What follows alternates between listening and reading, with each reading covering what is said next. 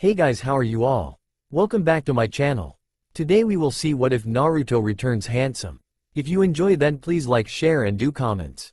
It had been 3 whole years since he had been here. 3 whole years of wandering around and training with that pervert Sennin Jiraiya.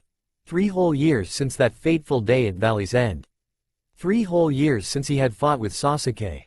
3 years he wasn't able to keep his promise to Sakura-chan. Sasuke. The thought of his old rival and best friend seemed to put a gloomy mood over Naruto as he walked through such familiar, and yet unfamiliar, woods to the only place he found acceptance, and yet at the same time, rejection. Konoha. Home. Jiraiya looked over at the blonde young man walking next to him. Cheer up, Naruto. It's been 3 years since you've been back. I thought you'd be excited about seeing everyone and showing off how much stronger you've become. Naruto shook himself out of his foreboding thoughts. Nah, I'm fine, Arrow Sennin, just thinking up a way that I can show everyone how badass I am now. The truth was, he really was excited about coming back and seeing all the people he held so dear to him. It had been too long since he had seen the people that he considered his friends. After a few more minutes of walking, they came to the main gate of the hidden village of the Leaf. Just like I remembered it, thought Naruto. His excitement was growing with each step they took toward the towering gates. 2 guards from the top of the wall jumped down to inspect the 2 road-worn travelers. Who goes there, and what is your business in the hidden village of the Leaf? Naruto stood dumbfounded at what he just heard. What the hell are you talking about? Who am I? I'm Uzumaki Naruto, the future Hokage of Konoha. That's who I am. Jiraiya gave an apologetic shrug towards the 2 guards. Sorry guys, I guess he expected everyone to recognize him, even though he's been gone for 3 years. Jiraiya said this last part while giving Naruto a warning glance. Naruto reluctantly backed off, but still sniffed and turned his back on the 2 guards. One of the guards' eyes lit up with recognition. Ha ha ha ha. It is him. Who could forget Konoha's loudest ninja? I remember watching him at the Chunin exams, when he beat Hyuga Neji. That was an awesome fight. The other guard simply nodded. You're right, it is him. He turned to the white-haired man, who was actually shorter than the blonde ninja standing next to him. Then you must be Jiraiya, the Toad Sannin. Welcome back to Konoha. You're to report directly to Hokage-sama. She's been expecting you. And with that, the 2 gate guards gave a signal and the twin gates cranked slowly open. As Naruto and Jiraiya strode by and into the village, one of the gate guards turned to his companion. I didn't know if it was him or not. Last I remembered, Uzumaki was one of the shortest ninjas around. Now he's one of the tallest I've seen. His companion merely nodded. He sure has grown in the past 3 years. As they passed through the gate, they made their way directly to the Hokage's office, near the center of the village. As they walked by houses and stores, people stopped and stared at the 6-foot-plus ninja that was Naruto. Hey Arrow Sennin, why is everyone staring at me? Jiraiya had to crane his neck to look at Naruto's face, probably because they recognize you and are happy that you're back. Jiraiya gave one of his grins. Maybe some girls think you're hot or something. Ha ha ha ha. Naruto could only roll his eyes. Pervert, all he ever thinks about are girls. Come on, let's go see Oba-chan.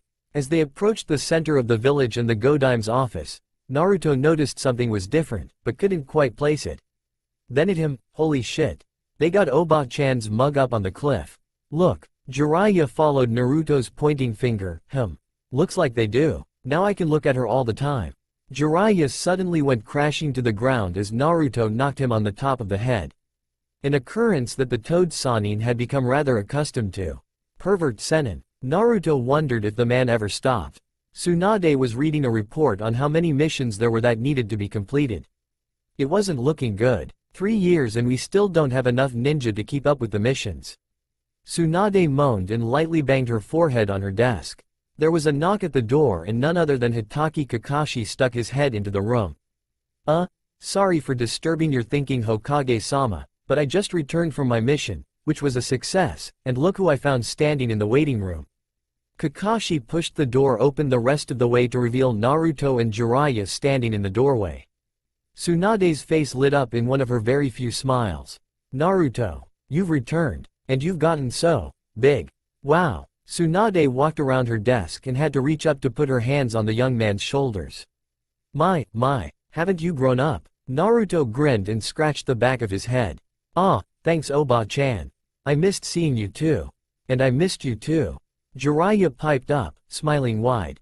Tsunade nodded curtly at her former teammate, glad you're not dead yet either, Jiraiya. She then turned away from the two, gesturing towards a couple of chairs. Sit, and Kakashi, thank you for bringing these two. I'll document your mission is complete. As Kakashi closed the door behind him, Tsunade turned to the two sitting across from her. I trust you kept Naruto out of trouble, Jiraiya? And Naruto, you have improved very much from what I read in Jiraiya's reports. Naruto grinned. Yeah, it was really great. Ol Arrow Sennin can be a pretty tough sensei. But it was all worth it, I'm loads stronger now. And as if to emphasize the fact, Naruto flexed both of his arms in a childish fashion. Tsunade smiled in exasperation. He hasn't changed much, but she had to admit though, the kid was ripped. His body had grown amazingly fast over the 3 short years that he had been gone, and Jiraiya had apparently put him through a large amount of physical training.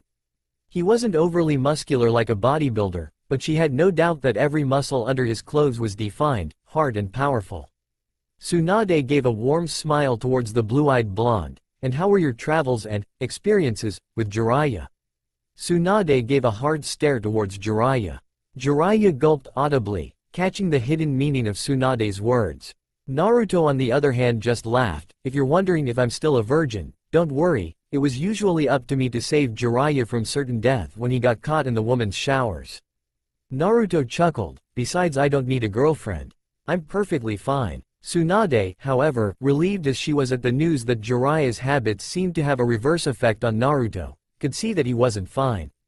Naruto was almost 17. He probably couldn't stop thinking about girls even though he wouldn't admit it. And after such a hard past and having difficulty making friends, he was probably depressed that he had never had the affections of someone other than the few adults who understood and respected him.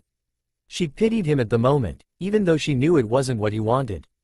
Oh well, with a body and looks like that, he won't be finding it hard to find a date now that he's back in civilization. Tsunade erased her worries and focused on the task at hand. Alright, Naruto, before I dismiss you, I wish to give you the news that you are to participate in the upcoming Chunin exam in the next 7 days. Since you are the only one of your class who isn't at least a Chunin yet. Naruto's grin diminished somewhat. Haha, so I am the only genin in my class then? Tsunade smiled. You and Hyuga Hinata. Naruto started in surprise. Huh? Hinata-chan isn't a Chunin yet? How come? Tsunade sighed, because the year that you left, when the Chunin exam was held for the 2nd time, Hinata and her team did fine. Hinata lost her fight in the 3rd part of the exam though and wasn't elected to become a Chunin. Almost all the other genin though, including her teammates, Kiba and Shino, achieved Chunin rank. She hasn't tried again since. Naruto stared wide-eyed. Huh? That isn't like Hinata-chan at all. She might be a little quiet but she's tough, I know. I'd have thought she would have gone back as soon as possible for another try. Naruto scratched his head in a confused manner. Tsunade could only smile inwardly. The girl was in love with him, and no matter how much he had matured he still hadn't figured it out. She knew why Hinata didn't go back and try. She only tried because of Naruto having confidence in her. She didn't want to lose his confidence. An idea bloomed in Tsunade's head like a flower opening up to the sun. You know Naruto? Hinata would probably try again if you gave her some of your renowned encouragement, maybe? And if she knew that her #1 loudest fan was going to be there as well. Tsunade raised questioning eyebrows at the young man sitting across from her. Naruto's face instantly lit up. Yeah. Of course she'll try again if she knows I'm going to be there to root her on. Hey, maybe we'll be on teams. Then no one would stop us. She's sure to make Chunin this time around, I'll make sure of it. Naruto jumped out of his chair and strode to the door. Matter of fact, we only got 7 days. I'll convince her to go to the exam today, that way we can start training right away. Tsunade jumped up and yelled, Naruto, think fast.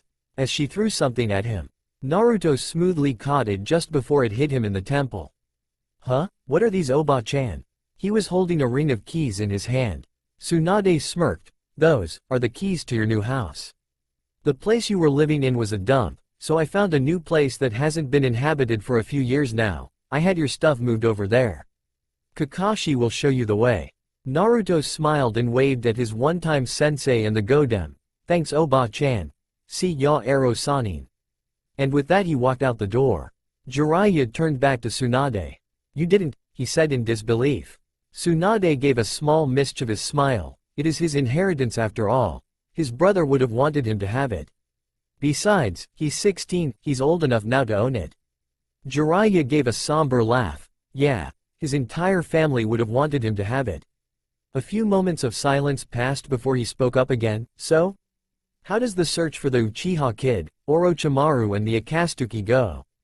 Tsunade gave a deep and remorseful sigh.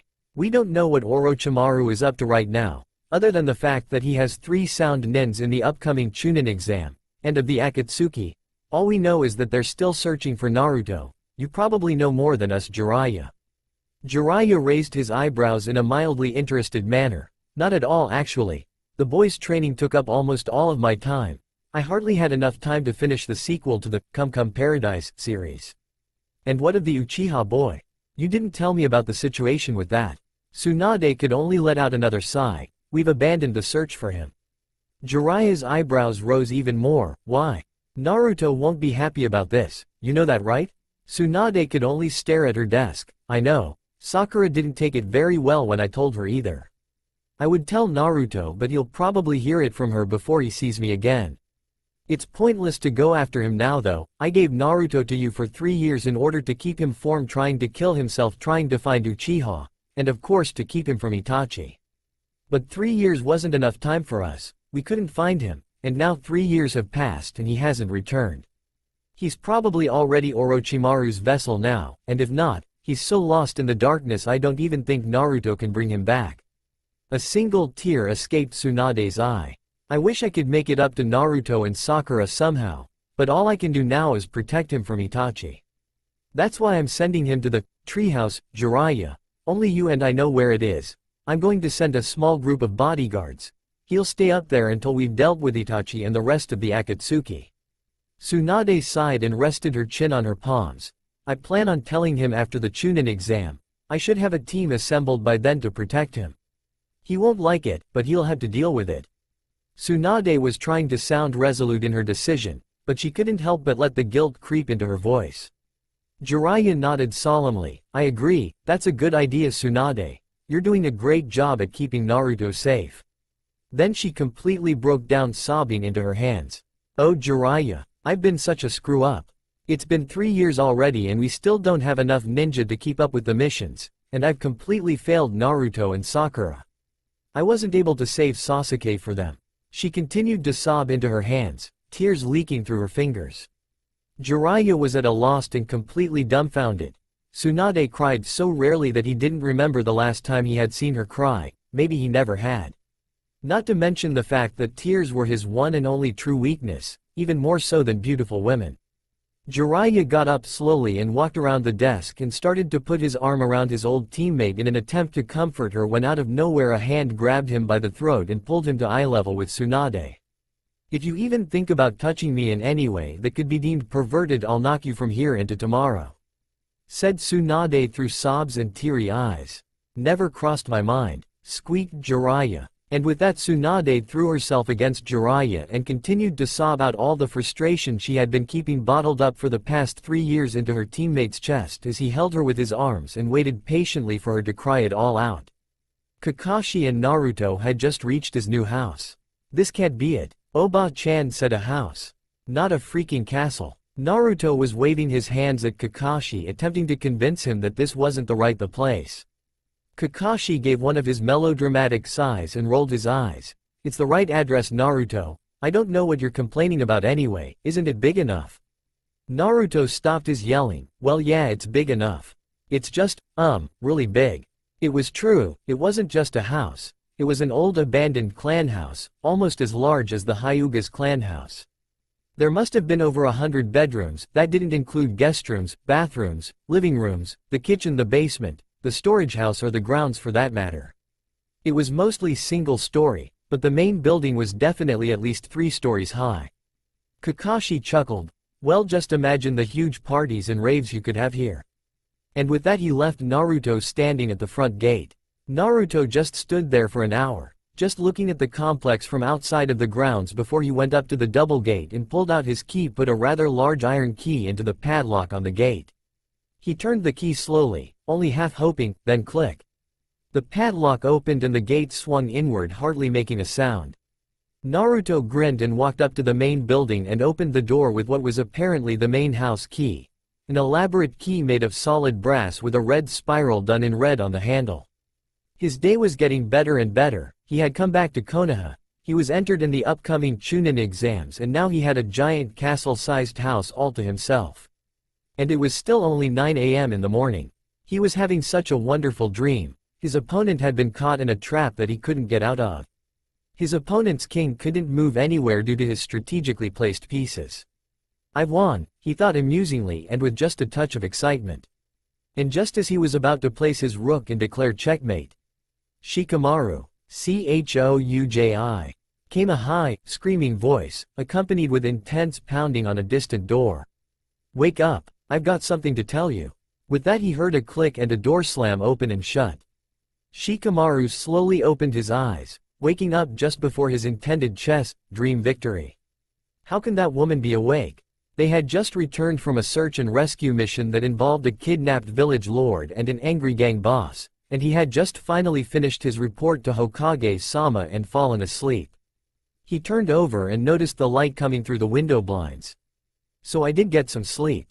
Then he noticed his clock. It was 9 a.m. He had only gotten 5 hours of sleep. Across from him and closer to the window slept the large and softly rumbling form of Chouji, his teammate, roommate, and best friend. He was still sleeping, oblivious to the shrieking blonde that was now marching up the stairs to their apartment room. Shikamaru envied him. "Chouji, wake up," Shikamaru said softly. For some reason Chouji would wake up if you said his name in a normal tone of voice. He would not wake up, however, to any amount of ice water poured over his head. Shikamaru knew, he had tried it before to no avail. "Huh? What?" Chouji slowly sat up, rubbing at his sleep-filled eyes. "Shikamaru?" Chouji began to yawn and stuck his hand over his mouth. "What, you wake me up for?" Shikamaru rolled his eyes, and got out of bed. He was still dressed in his customary fishnet shirt, but he had left his Chunin vest hanging on his bedpost. Just listen. There came a pounding on their door and another high-pitched yell. "Guys, wake up. I've got some really awesome news." Shikamaru wondered why the door didn't splinter from the force of her yelling. Chouji rolled his eyes as well. He had black bags under his eyes, as did Shikamaru, he noticed. They had both stayed up till 4 in the morning finishing their mission report to the Hokage in hopes of a day of simply sleeping and lounging about in bed.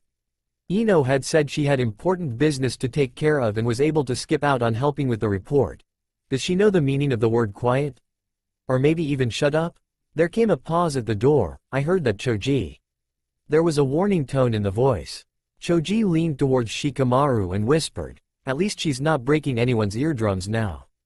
Shikamaru could only grin, for at that moment what appeared to be a storm of blonde hair swept into the room and started pummeling Chouji's skull. Shikamaru sighed and waited for the beating to finish. So troublesome. After what appeared to be a blonde fury beating the crap out of poor Chouji, Shikamaru spoke up. "What is it you got to tell us, Ino?" Ino turned around to face Shikamaru, leaving a bruised and battered Chouji lying dazed on the bed.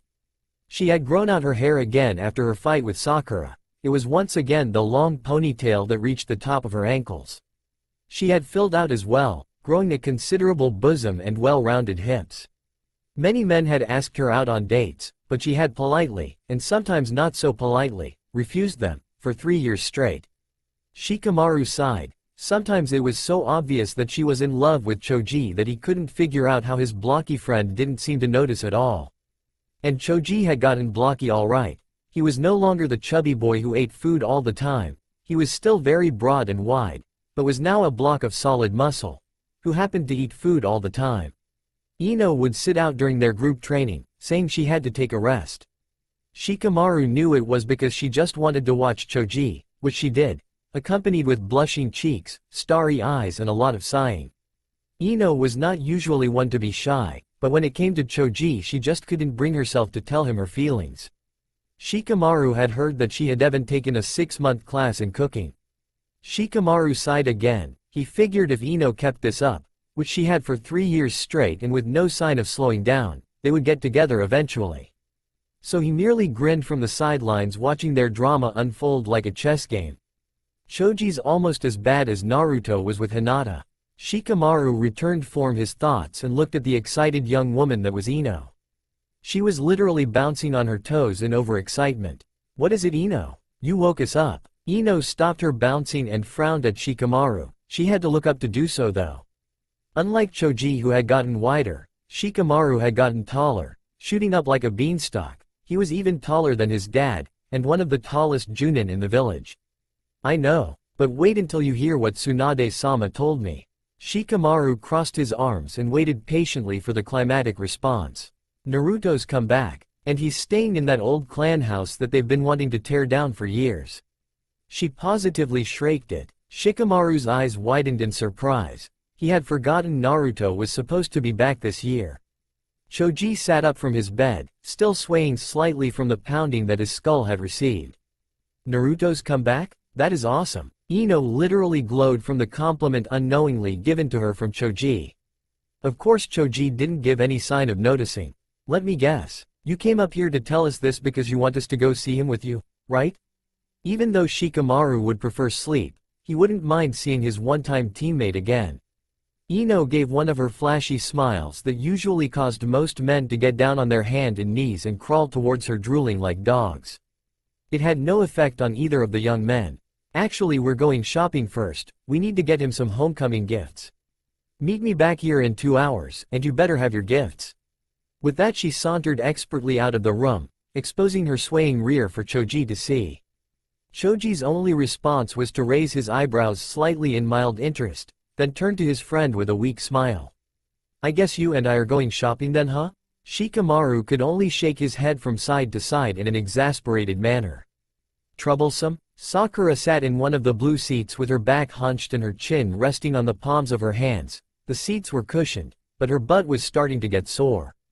Across the waiting room, facing her, lounged Kiba, in his often-seen dog fur parka.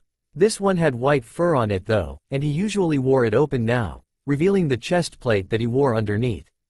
At Kiba's feet, laying with his giant head in his oversized paws, was Akamaru, no longer the small puppy that he once was, but now a rather large white-furred mutt, who, when not fighting, enjoyed tackling anyone in sight and licking their faces to death. Kiba had grown too. He was bigger of course, but the most noticeable difference was his hair, which was now a dark shaggy mane that reached past his shoulders. It could go without saying that he had no reason to wear his parka hood anymore. Sakura had hardly changed at all though, at least in dress. She still wore the same red dress and black shorts, with some minor alterations in design, suggested by Ino, plus she wore black gloves now almost at all times. The gloves were padded and especially made to withstand impact, so that she could perform her earth-shattering taijutsu techniques that Tsunade's sensei had taught her. She had filled out as well though, not as much as she would have liked however. She couldn't help but notice how many men happened to ignore her and stare at Ino's chest as they walked by. Unlike Ino however, she had kept her hair short around the jawline, and kept out of her face with her forehead protector that always sat on top of her head. They were both waiting for Shino to come out of the Hokage's office and finish handing in their mission report, so that they could get back to their apartment and catch some shut-eye. They had just returned from hunting down a runaway genin and returning him to Konoha custody. Finally the door opened and out came the intimidating figure of Shino.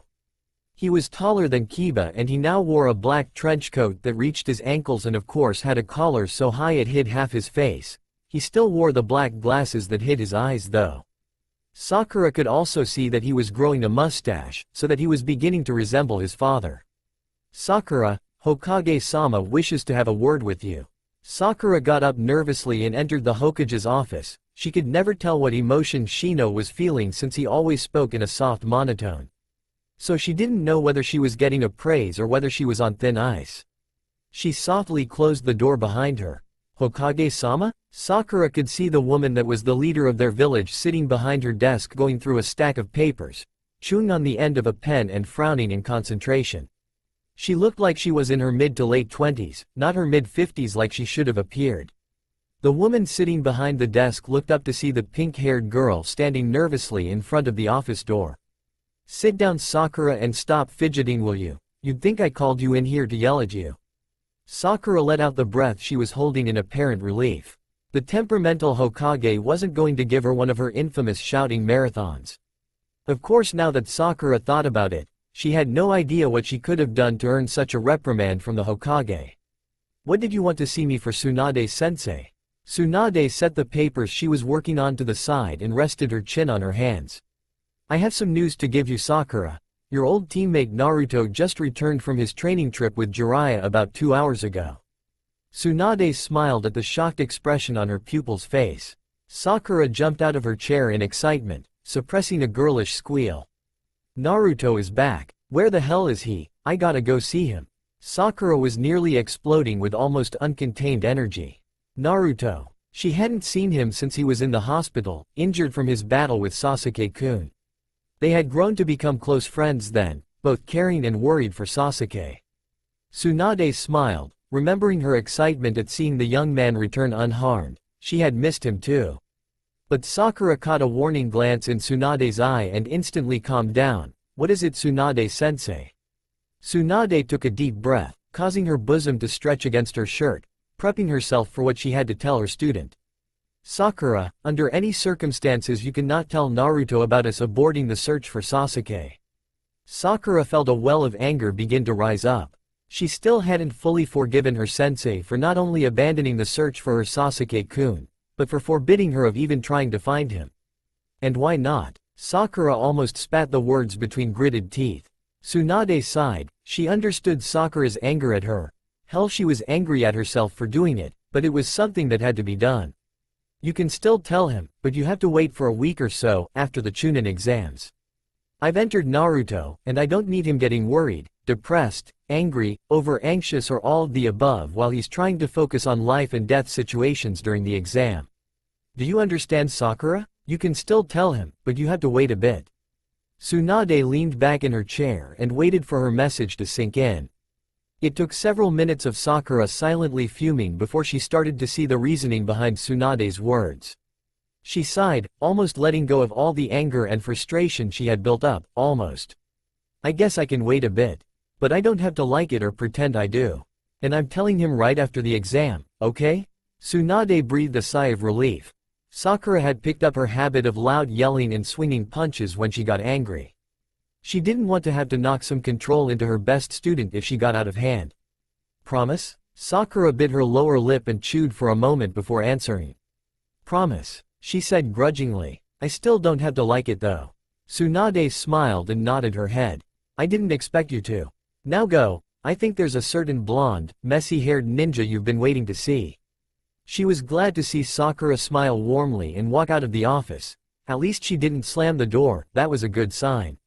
Sakura re-entered the waiting room to see Shino and Kiba speaking to each other. Akamaru gave a deep bark when she came out of the office, causing Kiba to look up and smile wolfishly at Sakura.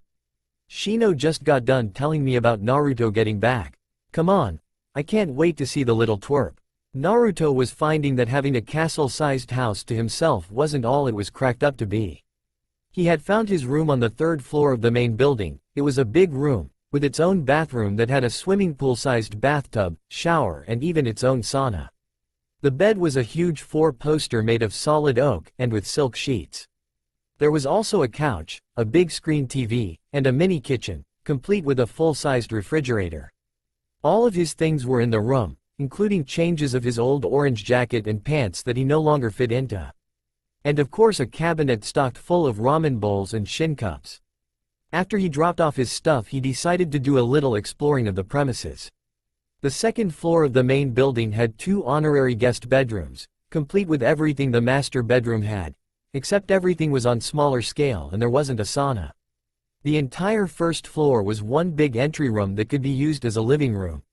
Here everyone came from the front lawn through the entryway and into the rest of the complex behind the main tower.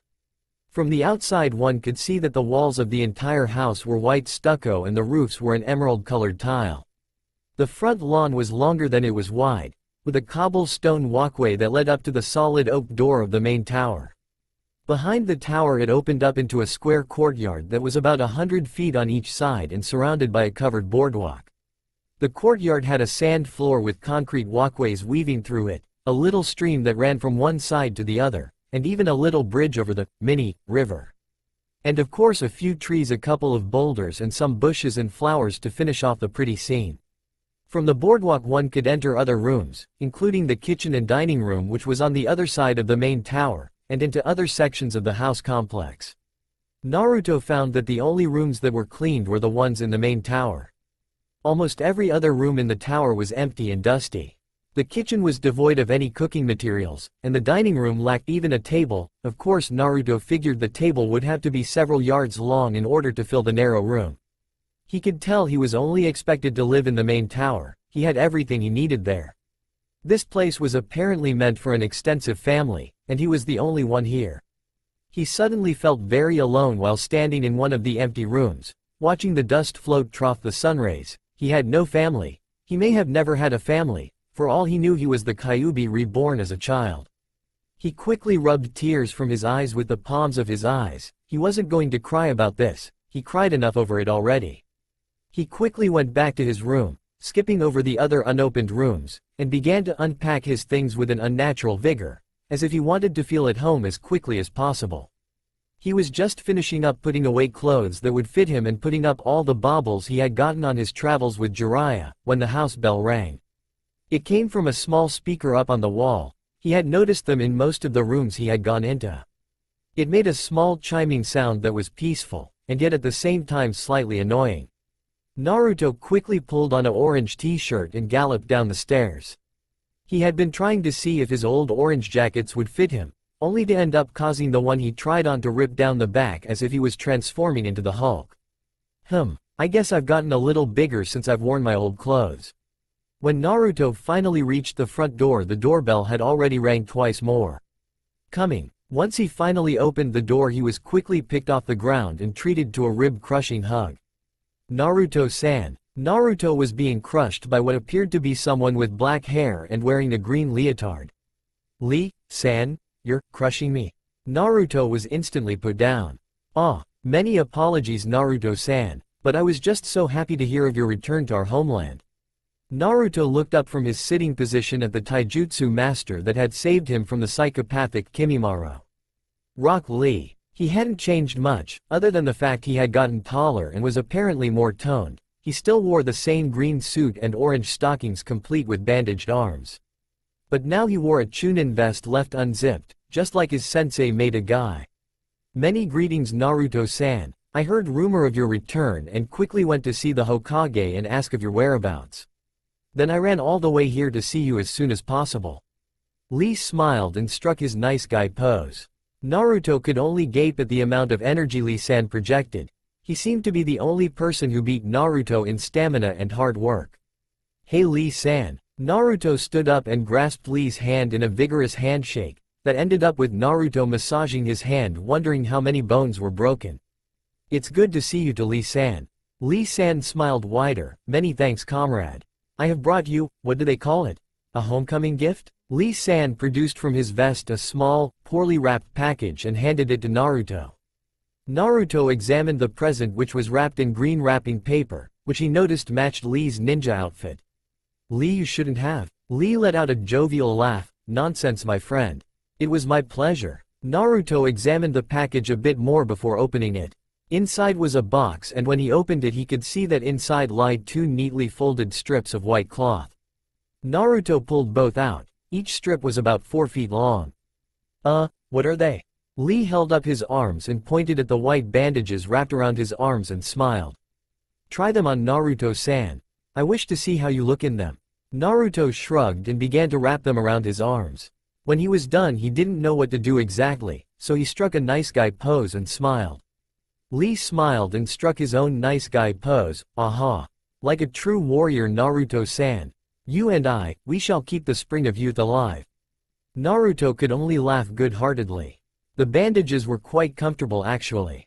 He noticed Lee-san was grinning wider and wider and nearly bouncing on his toes from excitement. What is it Lee-san? Naruto was quickly suspicious of the bouncing nen. As if he was waiting for that exact question, Lee burst out. You're going to love this part Naruto-san. Naruto could only frown in confusion. Please my friend, Try gathering your chakra into your armbands. Trust me, you will like this. Naruto continued to frown and began to gather a little bit of chakra into the arm bandages. Okay, now what? Lee-san smiled. Release it. Naruto scowled. What? But Lee was persistent. Just release it. Naruto did as he was asked and was instantly shocked at what he saw. The chakra in his armbands should have dissipated after releasing it, but instead the chakra was still there in the armbands, swirling around, visible to his eyes. Whoa, cool. They store chakra. Lee-san smiled his widest. Yes, they do. They are just like mine. You can store an equivalent amount of chakra in your armbands equal to how much you normally have fully rested, and you can save it for later at any time. I use mine for taijutsu, but you can use it for ninjutsu and genjutsu as well. Naruto was now grinning. Wow. Lee, these are awesome. Thanks. No problem, my friend. The pleasure is all mine. Then Lee got a mischievous glint in his eye. Would you like to try them out, Naruto-san? A friendly one-on-one match maybe? Naruto grinned with just as much mischief. He was really looking forward to seeing how good Lee's taijutsu had gotten. Sure, come on out back. I got this big-ass courtyard out back we can spar in. Shikamaru, Choji and Ino were on their way to Naruto's house. Ino was walking exceptionally close to Choji, who of course didn't seem to notice the attention. Shikamaru looked at the surrounding buildings. Are you sure this the right way, Ino? They were headed towards the direction where the Hyuga and former Uchiha clan houses were located. Ino glared at Shikamaru. Of course this the right way, Yubaka. I would never get us lost. Choji snorted around a mouthful of chips. You got us lost in that forest when we were running away from that gang boss and his thugs, and while we were trying to get the village lord to safety. He then promptly stuffed another handful of chips into his mouth. Ino began to pout. That wasn't my fault, Choji. It was that stupid map the village folk gave us. Shikamaru sighed. Let's just find his house, give him our gifts and get back to bed. I really need to catch up on some sleep.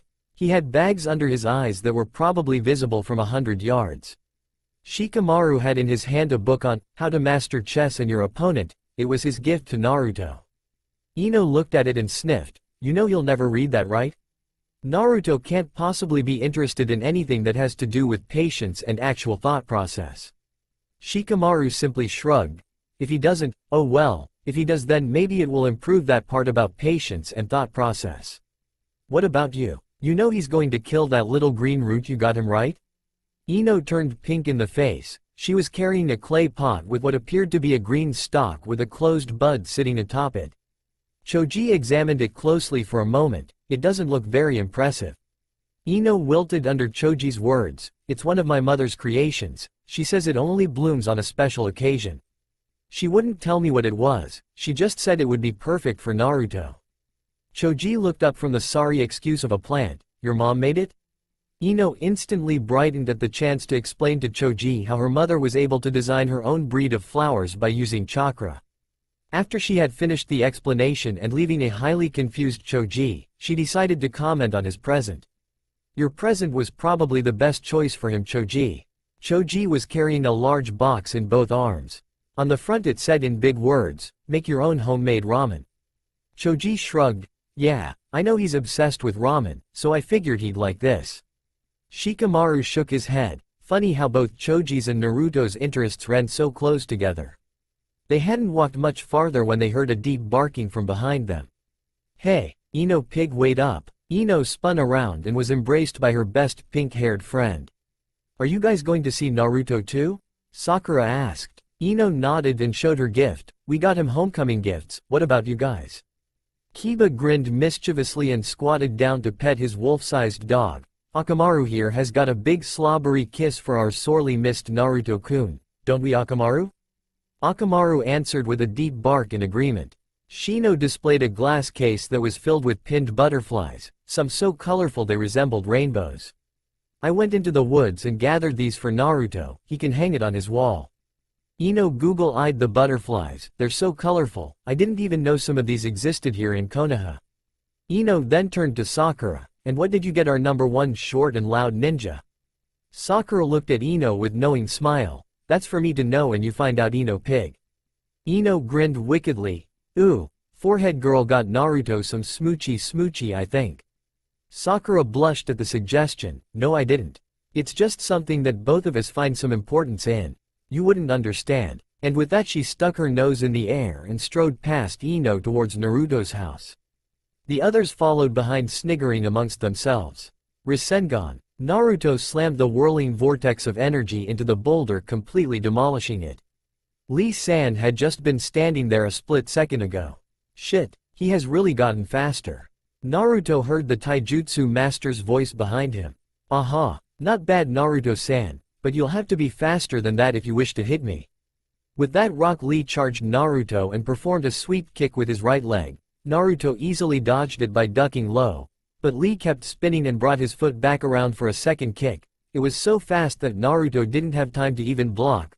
Lee's foot connected with Naruto's face and sent him skidding into a tree about 20 feet away. That was the third time Lee had sent Naruto flying. Naruto got up quickly, on the lookout for any follow-up attacks. I am impressed, Naruto-san. You stand up when many would fall with such hits. Naruto merely grinned. He was having the time of his life. Lee-san grinned too and charged again. Halfway to Naruto he suddenly seemed to become blurry and then disappeared from sight. Behind me. But when Naruto turned to look, there was only a blur of what was Lee-san. In front of you, my friend. As Naruto turned he found another foot connecting with his face. Naruto slowly got up again. His face was starting to get sore. Fine, I've got a couple of tricks up my sleeve to slow him down. Lee charged again, but this time Naruto was ready. He had gathered as much charka that he could hold in the center of his body, and Lee was almost on him. He did something that would make Hyuga Neji proud. He released all of the energy in a blast that emanated from every part of his body. Lee-san was in the air up above Naruto when the blast hit. He was now trying to force his way through the swirling vortex with his fist, just as Naruto had hoped. Naruto quickly did some hand seals and yelled, "Taiju no Jutsu." Hand shackle technique. The swirling vortex, like a snake, wrapped itself around Lee-san's fist. The other end was attached to Naruto's hand. Naruto grinned devilishly up at Lee-san. Lee gulped audibly. Naruto started to swing Lee-san around and around in a big circle as if getting ready for a hammer throw. Lee-san was struggling against the bond and trying to get back to the ground, but the bond of chakra held and Lee-san was too high up in the air to reach the ground. The spinning started to get faster and faster until Naruto was swinging so fast that he was leaning back balanced on one heel, using Lee-san's weight to keep him balanced and spinning. And then he released Lee-san when he thought he couldn't go any faster, sending him hurtling towards a group of people who were standing at the entrance of the courtyard. Choji stepped in front of everyone and yelled, "Baika no Jutsu," causing him to grow into a 20-foot wide ball of muscle and fat. Just in time to catch the flying Rock Lee from crashing into anyone. Lee collided with Choji's padded chest, causing a shockwave to erupt and kick up the sand on the courtyard floor. UMPF. Grunted Choji, eyes going wide. Rock Lee emerged from the cradle of Choji's chest and landed on the ground, trying to stand and falling to his knees, swaying from side to side with intense dizziness and motion sickness. Choji transformed back to normal and held his chest. Ow. Man, that hurt. What the hell were you doing, Lee? Ino shrieked and ran over to Choji and began to rub his chest for him. Choji didn't seem to notice. Again. Lee stood up on wobbly legs, still swaying form being spun around so much. Naruto-san. Lee stuck his thumb behind him. And he pointed at himself. We're just having a friendly match to see how strong we had gotten. Lee giggled. It apparently got a little out of hand. Lee-san. Shrieked Sakura. She ran over to Lee and put his arm over her shoulders to help steady him. I am fine, Sakura-chan, just a little dizzy. Hee hee. Lee stood up straight as if to prove it, and promptly fell on his ass. Sorry about that, Lee-san, said a familiar yet deep voice from behind Sakura. Ino and all the others were staring open-mouthed behind her. Sakura wheeled around. Naruto. But where Naruto's head was supposed to be was Naruto's crotch. Sakura blushed and slowly began to look up. Past the pant line of the dark blue jeans, across a set of washboard abs, past a well-developed chest and shoulders, up a muscular neck and into two very familiar sky blue eyes, topped by a mop of unruly blonde locks. He had apparently taken off his shirt before his sparring match with Lee-san. Naruto? Even inner Sakura was unnaturally quiet. Wow, Sakura-chan, Naruto yelled, and with that he picked her up off the ground and threw her into the air as if she was a child. Eek. When she landed back in Naruto's arms she was greeted by a lung-crushing hug. Naruto didn't seem to notice. I missed you, Sakura-chan. Naruto put Sakura down, who had by now turned beet red. She quickly squeaked out a, "Good to see you too, Naruto," and then turned around and stiffly walked back to the others, trying to hide her lobster-colored face. A white blur ran past her and tackled Naruto and began to lick his face without mercy. Akamaru. Kiba, get your dog off of me. Naruto spluttered the words, trying to keep dog drool from entering his mouth. Kiba and the others were doubled over in laughter. Kiba was rolling on the ground. Okay, Akamaru, get your hairy butt back over here before Naruto decides to whip it, panted Kiba after he had gained some control. Naruto scowled at Kiba. I guess that was your gift to me, huh? Figures you'd get me back for beating the crap out of you at the Chunin exam. Kiba rolled his eyes. Very funny, smart ass. Naruto grinned to himself. It's good seeing you too, Kiba. Shikamaru shrugged. Might as well get this over with so I can get back home and sleep. Naruto nodded his head. Come on then, everyone back inside. He made shooing gestures with his hands towards the house. Everyone gathered inside the main living room on the first floor, sitting on the many couches. Damn, I have to say, your house is huge, Naruto, exclaimed Kiba. Naruto scratched the back of his head and gave an embarrassed smile. Yeah, it sure is. I have no idea why Oba-chan gave it to me. Ino and Sakura weren't paying any attention to the boys' conversation. Instead they were still staring pop-eyed at Naruto's shirtless upper half. Shikamaru noticed the bandages wrapped around Naruto's arms. I'm guessing those are from Lee-san? Well anyway, here's my gift. I don't expect you to read it or anything, but if you do it'll help you a lot on things like strategy situations that you find in battles. Naruto examined the book. Sweet. I've always wondered how you played that stupid game. Thanks, Shikamaru. Shikamaru rolled his eyes in exasperation and sat back down next to Choji. Naruto was confused but grateful for Ino's gift. It's the thought that counts, Ino-chan. Ino sighed. Yeah, and sat back down on the other side of Choji. Naruto complimented Shino's gift. It's awesome. I'll hang it on my wall. Shino nodded. I'm glad you like it, Naruto-kun. It's good to have you back home. Then of course Naruto was ecstatic over Choji's gift. Saw wheat. You can make up your own flavors. Choji nodded his head vigorously. I've already got one. Here, I'll tell you my favorite recipe. With that he leaned over and whispered into Naruto's ear as his eyes began to grow wider and sparkle. Hell yeah. I've gotta try that one. Thanks a million, Choji. Naruto and Choji high-fived with two big goofy grins plastered on their faces. Ino noticed Sakura standing off to the side. Hey, forehead girl. What about your mystery gift? Well, Naruto looked around in surprise. Huh? You got a gift for me, Sakura-chan? And I thought being able to see you again was enough.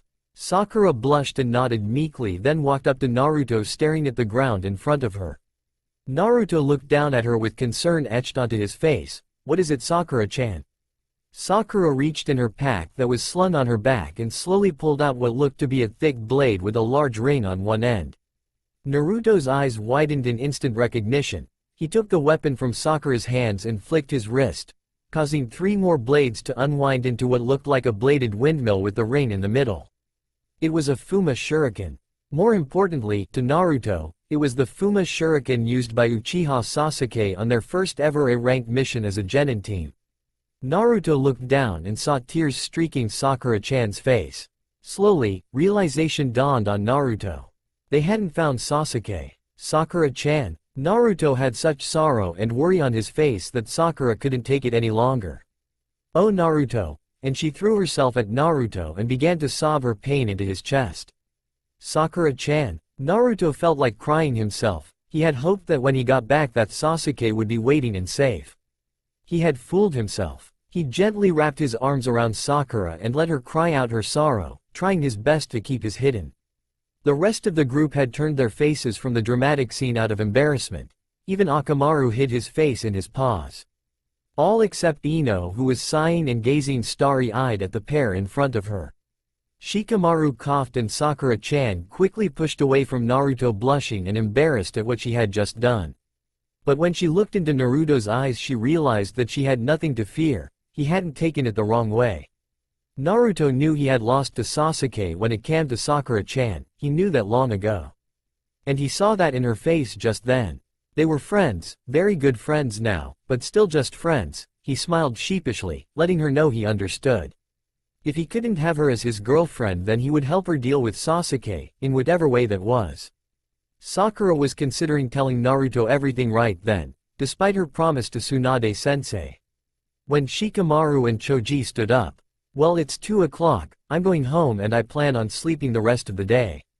He said the last part while glaring at Ino. She rolled her eyes in annoyance. "Sure. Whatever." Naruto's head snapped up. 2 o'clock. He grabbed all his gifts and put them in a pile next to one of the couches, and pulled on his orange shirt while running towards the front door. "Hey, sorry guys. But I'll see you tomorrow I guess, later," and with that he ran out of the house and towards the front gate. Sakura yelled after him, "Naruto. Where are you going?" Naruto yelled over his shoulder while waving goodbye, "I've gotta go see Hinata-chan. It's important. Later," and exited the front lawn and began to run down the street towards the Hyuga clan house. Ino frowned with confusion. What's so important about Hinata-chan that he has to run out on us at only 2 o'clock in the afternoon? Shikamaru sighed and walked down the steps from the front door heading towards the gate and ultimately, bed. He sighed again and looked at the clouds in the sky. Was he the only one that ever noticed these things? Naruto ran as fast as he could. He hoped he remembered where the Hyuga house was. Luckily it wasn't too far away from his own clan house. He had gotten back to Konoha somewhere between 7 and 8 in the morning. He had been planning on convincing Hinata-chan to join him in the Chunin exam and start their training that day. However, he had gotten caught up in exploring his new home. Then Lee-san had come and challenged him to a friendly, one-on-one sparring match that turned a little rough halfway through. Then everyone else from his graduating class had come and given him homecoming gifts, including Lee-san, all except Hinata-chan. It was already past 2 in the afternoon and it would be evening soon. He had to convince Hinata-chan now, so that they could get some training in before she had to go home. Naruto spotted the walled compound that was the Hyuga clan house. Above the double iron gate was painted the Hyuga clan symbol of the teardrop-shaped flame. He silently shouted with joy that he had found the house so quickly. He came up to the iron-bound gate and noticed it was locked. There was a doorbell complete with an intercom next to the gate. "I don't have time for this," he yelled mentally. He remembered going to see Lords with Jiraiya. He was apparently well known and liked by anyone who knew of the Come Come Paradise books.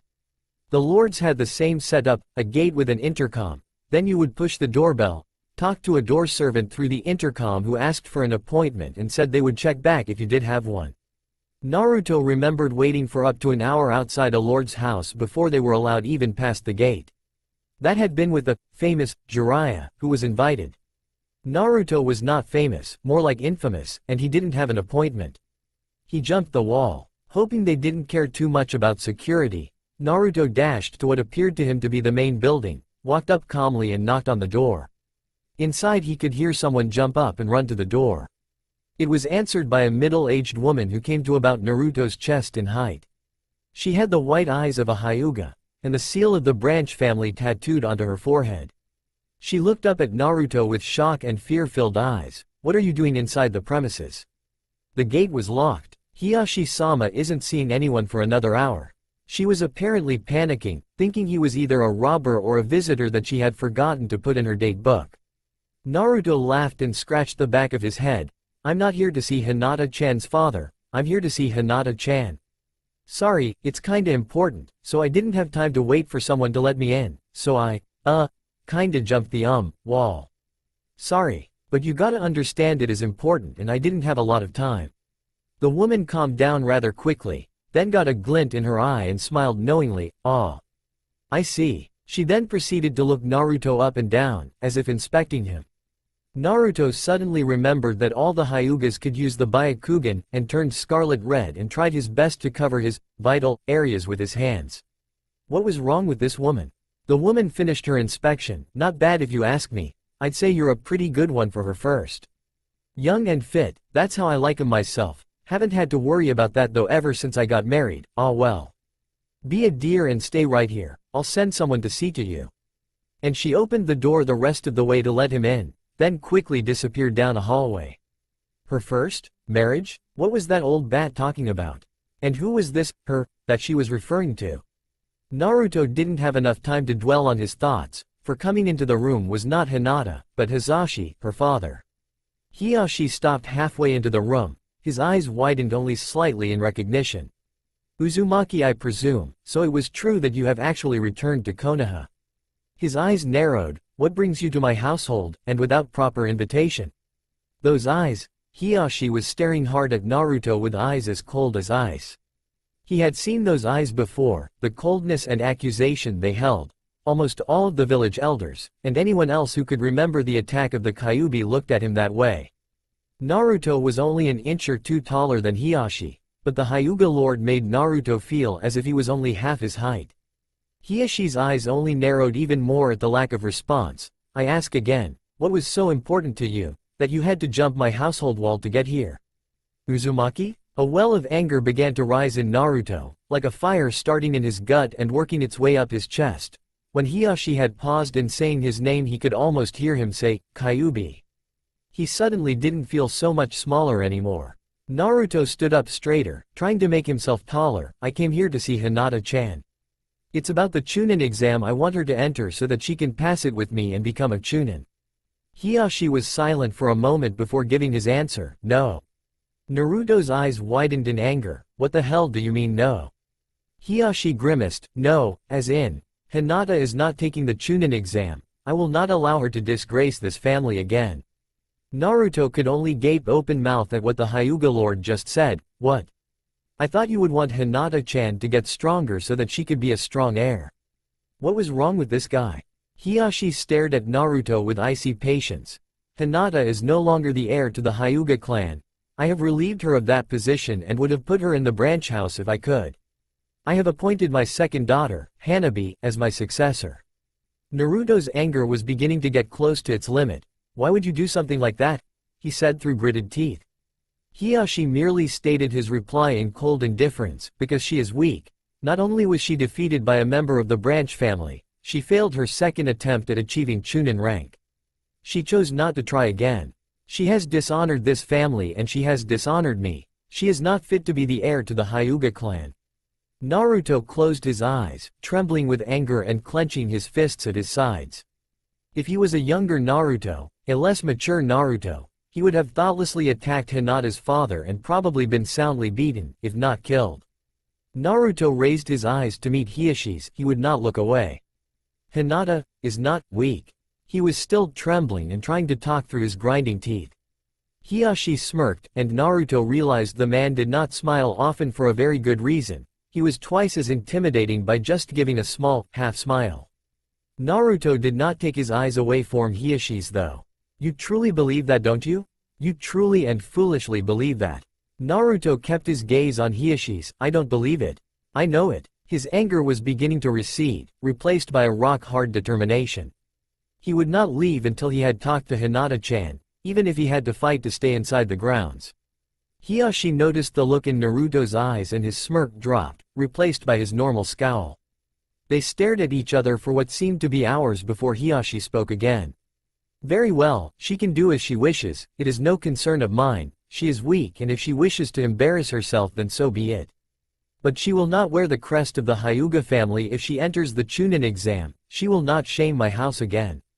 And with that he shifted his gaze behind Naruto. Neji, escort the Uzumaki trash out to the gate and then retrieve Hinata for him. He then turned around with a flourish of his robes and strode down the hall he had come from.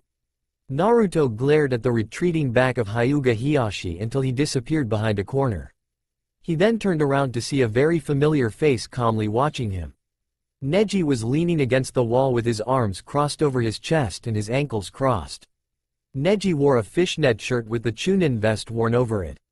He still had the bandages on his arms like Lee San, and he wore black leggings that were wrapped with more bandages from the knee down. He was nearly as tall as Naruto, about the same height as Lee San. His hair had gotten longer, pulled back into a wrist-thick braid that almost reached the ground. Neji only nodded his head, pushed himself from the wall and headed out the door, apparently expecting Naruto to follow him. Naruto caught up to him and the two men walked in silence until they were outside the front gate. Neji turned to Naruto and the two stared at each other for nearly 5 minutes before Neji spoke. "I apologized." Naruto shook his head in confusion. "What?" Neji looked intently at Naruto. "I apologized to Hinata for what I did at the Chunin exam. I wanted you to know that." Naruto raised his eyebrows in surprise. "You apologized to Hinata-chan?" Neji nodded his head in confirmation. "Alright then, I forgive you, Neji." Neji's eyes widened in surprise. "Just like that? You forgive me?" Naruto nodded his head. "Yep. You're the type one guess who would only apologize if he meant it." Neji thought about this, and nodded in agreement. "I did mean it, Naruto, and I want to apologize to you as well since I didn't get the chance before you left. I am sorry, you were right and I was wrong. I may not be able to change some parts of my life, but I don't have to be chained down by a perceived fate. I can change my destiny. All I have to do is try. And I would like to start over, Naruto. I would like us to be, friends. You are different than what I first thought of you. I think it would be worth getting to know you better." Naruto was stunned. He had never expected Neji to apologize to him, much less offer to be friends. It took him a moment to recover enough to reply, "Of course, Neji, I forgive you. And I think it would be great if we were friends. Speaking of, remember that all-around defense thing you did on me during the Chunin exam?" Neji nodded. "Yes, the heavenly divine spin technique. It was rather difficult for me to learn." "What about it?" Naruto grinned, and scratched the back of his head. Hee. "Well, you see, Ero Sennin apparently dated some chick a while back who was part of the Hyuga clan, and she wasn't too strict about sharing techniques with Jiraiya." Neji's eyes widened in shock. Naruto caught Neji's look and began shaking his head. "Don't worry. She didn't tell him about the Byakugan. But she did tell him how to do the heavenly spin thingy and he taught it to me, and well, I can do it." Neji could only gape in shock at Naruto. The fact that Naruto could perform that technique was impressive. Naruto scratched the back of his head. "Don't worry, I won't tell anyone else how to do it. I promise. But could you not tell Hizashi about it? I'm guessing I would need Jiraiya to protect me if he found out." Neji frowned. "I won't tell him, entrusting that you will not tell anyone else. I hear that trust is a key factor in friendships." Naruto nodded his head vigorously in attempts to stem Neji's worry. "I swear I won't. No one will hear from me how to do the, whatever it is, technique unless it's another Hyuga." Neji looked into Naruto's eyes. "I suppose I don't have to use the Byakugan in order to tell that you're speaking the truth. Very well, Naruto. I will not tell Hizashi-sama of this." Naruto sighed in relief, then got a serious look in his eyes. "Why is Hizashi being so, well, cruel? I don't get it. He's Hinata-chan's father, he should be supporting her. I don't even have a family and I know that." Neji sighed. "Ever since the Chunin exam, Hizashi-sama has grown kinder towards me, for he felt pride in my skills. I am after all his brother's son. But he was disappointed with Hinata. Even if I was so skilled I was still part of the branch house. In his eyes Hinata should have been stronger and able to beat me. You have to understand, Naruto. The clan is everything to Hizashi-sama, and he will do everything and anything to make sure it stays the way it is, even if it hurts the clan. He believes strength lies in tradition and so he will never sway from that path." Neji sighed, his eyes sad before continuing. "At first, everything was fine, but as Hizashi-sama began to pay more attention to Hanabi and me, he grew more cold and distant towards Hinata. I had already apologized to her, and it hurt seeing her treated this way. Then after she failed the second Chunin exam, Hizashi-sama renounced Hinata as the heir by announcing Hanabi as the heir in full ceremony. Hinata was crushed, not that she desired to be the heir, but because of her father's rejection. I and her former teammates have been her only comfort. She has rarely left the household, only from the insistence of Kiba and Shino will she come out." Naruto was trembling again. The anger returned in full force. How could he? That bastard. Damn him for treating Hinata-chan like she was trash. Naruto then remembered what Hizashi had called him, Uzumaki trash, and suddenly his anger was replaced by that rock-hard determination. He would show that Hizashi what trash could really do. He looked up at Neji, who was grinning at his new friend's expression. "Go get Hinata-chan for me, will you?" Neji smiled, one of his very few genuine smiles, and nodded his head as he went through the gate to retrieve Hinata. Naruto was waiting impatiently, leaning against the wall next to the gate. It had been nearly half an hour. How long could it take for Neji to convince Hinata-chan to come out? He was considering jumping the wall again and searching for her himself when he heard footsteps and two familiar voices coming towards the gate from inside the wall. Anyo, why won't you tell me who it is? Neji-Nissan. Trust me Hinata, it's a surprise that you'll absolutely love. Naruto realized Neji hadn't told Hinata that he was the one who had come to see her. He never thought that Neji had the capacity to be a prankster. Naruto decided to give her a surprise hello. He jumped on top of the wall just as the two Hyugas came through the gate. Naruto's eyes widened at seeing Hinata. She almost hadn't changed one bit, but she had definitely grown. She was almost as tall as Neji, only a couple inches shorter, and her hair was the same bowl cut. But the two strips of hair that framed her face were much longer and nearly came to her stomach. She wore a baggy zipped-up jacket and baggy pants, effectively hiding her entire figure. She swung her head from side to side. Neji-Nissan, I don't see anybody. Can we go back inside now? She turned to face Neji, putting her back to Naruto. Perfect. Naruto jumped down silently directly behind her. Hinata-chan? Hinata stiffened to the point that she resembled a wooden board. Neji was attempting to suppress his grin from turning into a full-blown smile. Hinata, slowly, ever so slowly, turned around to face the towering figure behind her. She couldn't believe it. 3 years since she last saw him, leaving with Jiraiya, his back to her as she hid in the shadows, wanting to say goodbye before he left but unable to bring herself to do so. 3 years, and now the man of her dreams, of every single one of her most secret fantasies was standing before her. He was so tall, and muscular. Hinata blushed even more than she already was at the thought. And he still had that self-confident grin and those beautiful golden locks that she had always secretly wanted to run her hands through. And his eyes, those eyes with irises the color of the noonday sky, were looking at her with the utmost joy. He's actually happy to see me. The thought was too much.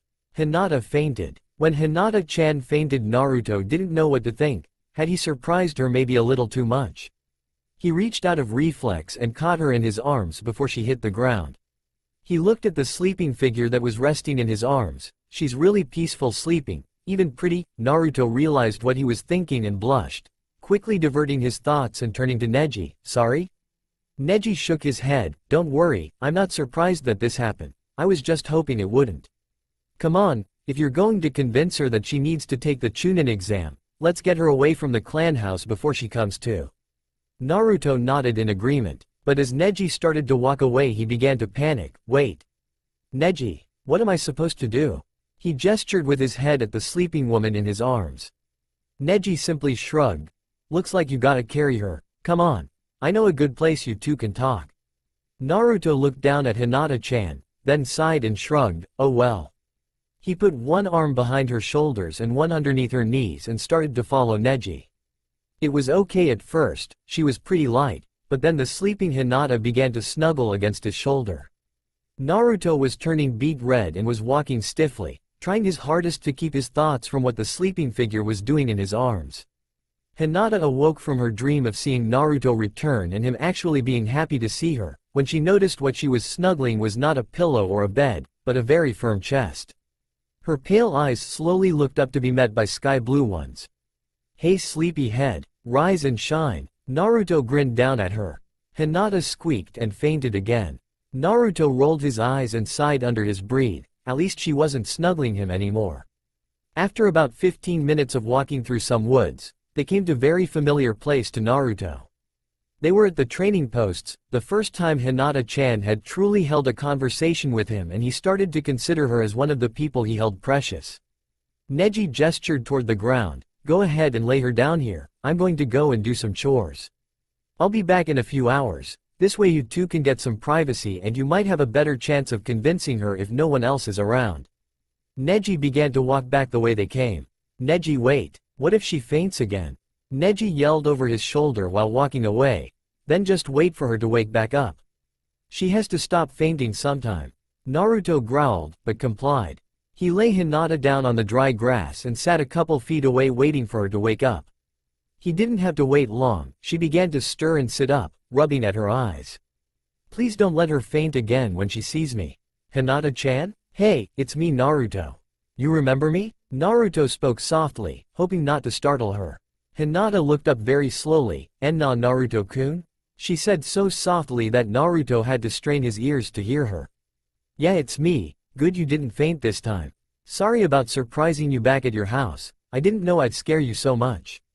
Naruto scratched the back of his head as he apologized. Hinata smiled meekly and began to twiddle her fingers while staring at her feet, an old habit she had whenever she got nervous. It's okay Naruto-kun, you just surprised me, that's all." Then Hinata noticed where she was. Why are we here?" She was blushing furiously. It hadn't been a dream after all. He had been happy to see her and he had carried her in his arms. Naruto grinned, "So that I could talk to you. I carried you while Neji showed me the way here. He left to do some chores so we could talk." Hinata's heart jumped and began to beat faster. Naruto-kun wanted to talk with her? He wanted to talk with her? Hinata froze, her heart pounding so hard she was afraid Naruto-kun could hear it. What about? Naruto got a serious look, making Hinata's heart skip a beat. He was so handsome. "I want you to take the Chunin exam. Oba-chan's already registered me for it and it's in 7 days. I know you can do it Hinata-chan, and together we'll definitely pass." Hinata began to panic. But father, he'll never let me. Not unless I don't wear the clan C crest. He would never forgive me. She was fighting to keep back the tears. Naruto frowned. "So what?" he yelled, standing up suddenly, causing Hinata to jump in fear that she had angered him somehow. "So what? Who the hell cares what that head thinks?" Hinata couldn't believe her ears. Naruto-kun was insulting her father. The man who could probably kill with one cold glance. The man whose power she had always feared her entire life. Naruto-kun. Why, you must not say such things. But Naruto just barreled over her reply. He was shouting now and pacing back and forth. "Yes, I must. Your father treats you like trash Hinata-chan. You deserve better. You may think you're not good enough, but I know you are. You're strong Hinata-chan. I've seen it. So what if you didn't beat Neji? So what if you didn't pass the second exam? I believe you're strong because you kept getting up, never staying down. That's strength Hinata-chan. And if your father can't realize that, then I say screw him and his family crest. I say try again. Come on Hinata-chan, show me that you're strong." Naruto's voice quieted and he held out his hand for Hinata. "Please don't make me out to be a liar Hinata-chan." And with that he smiled his confident grin, waiting patiently with his hand extended down to her.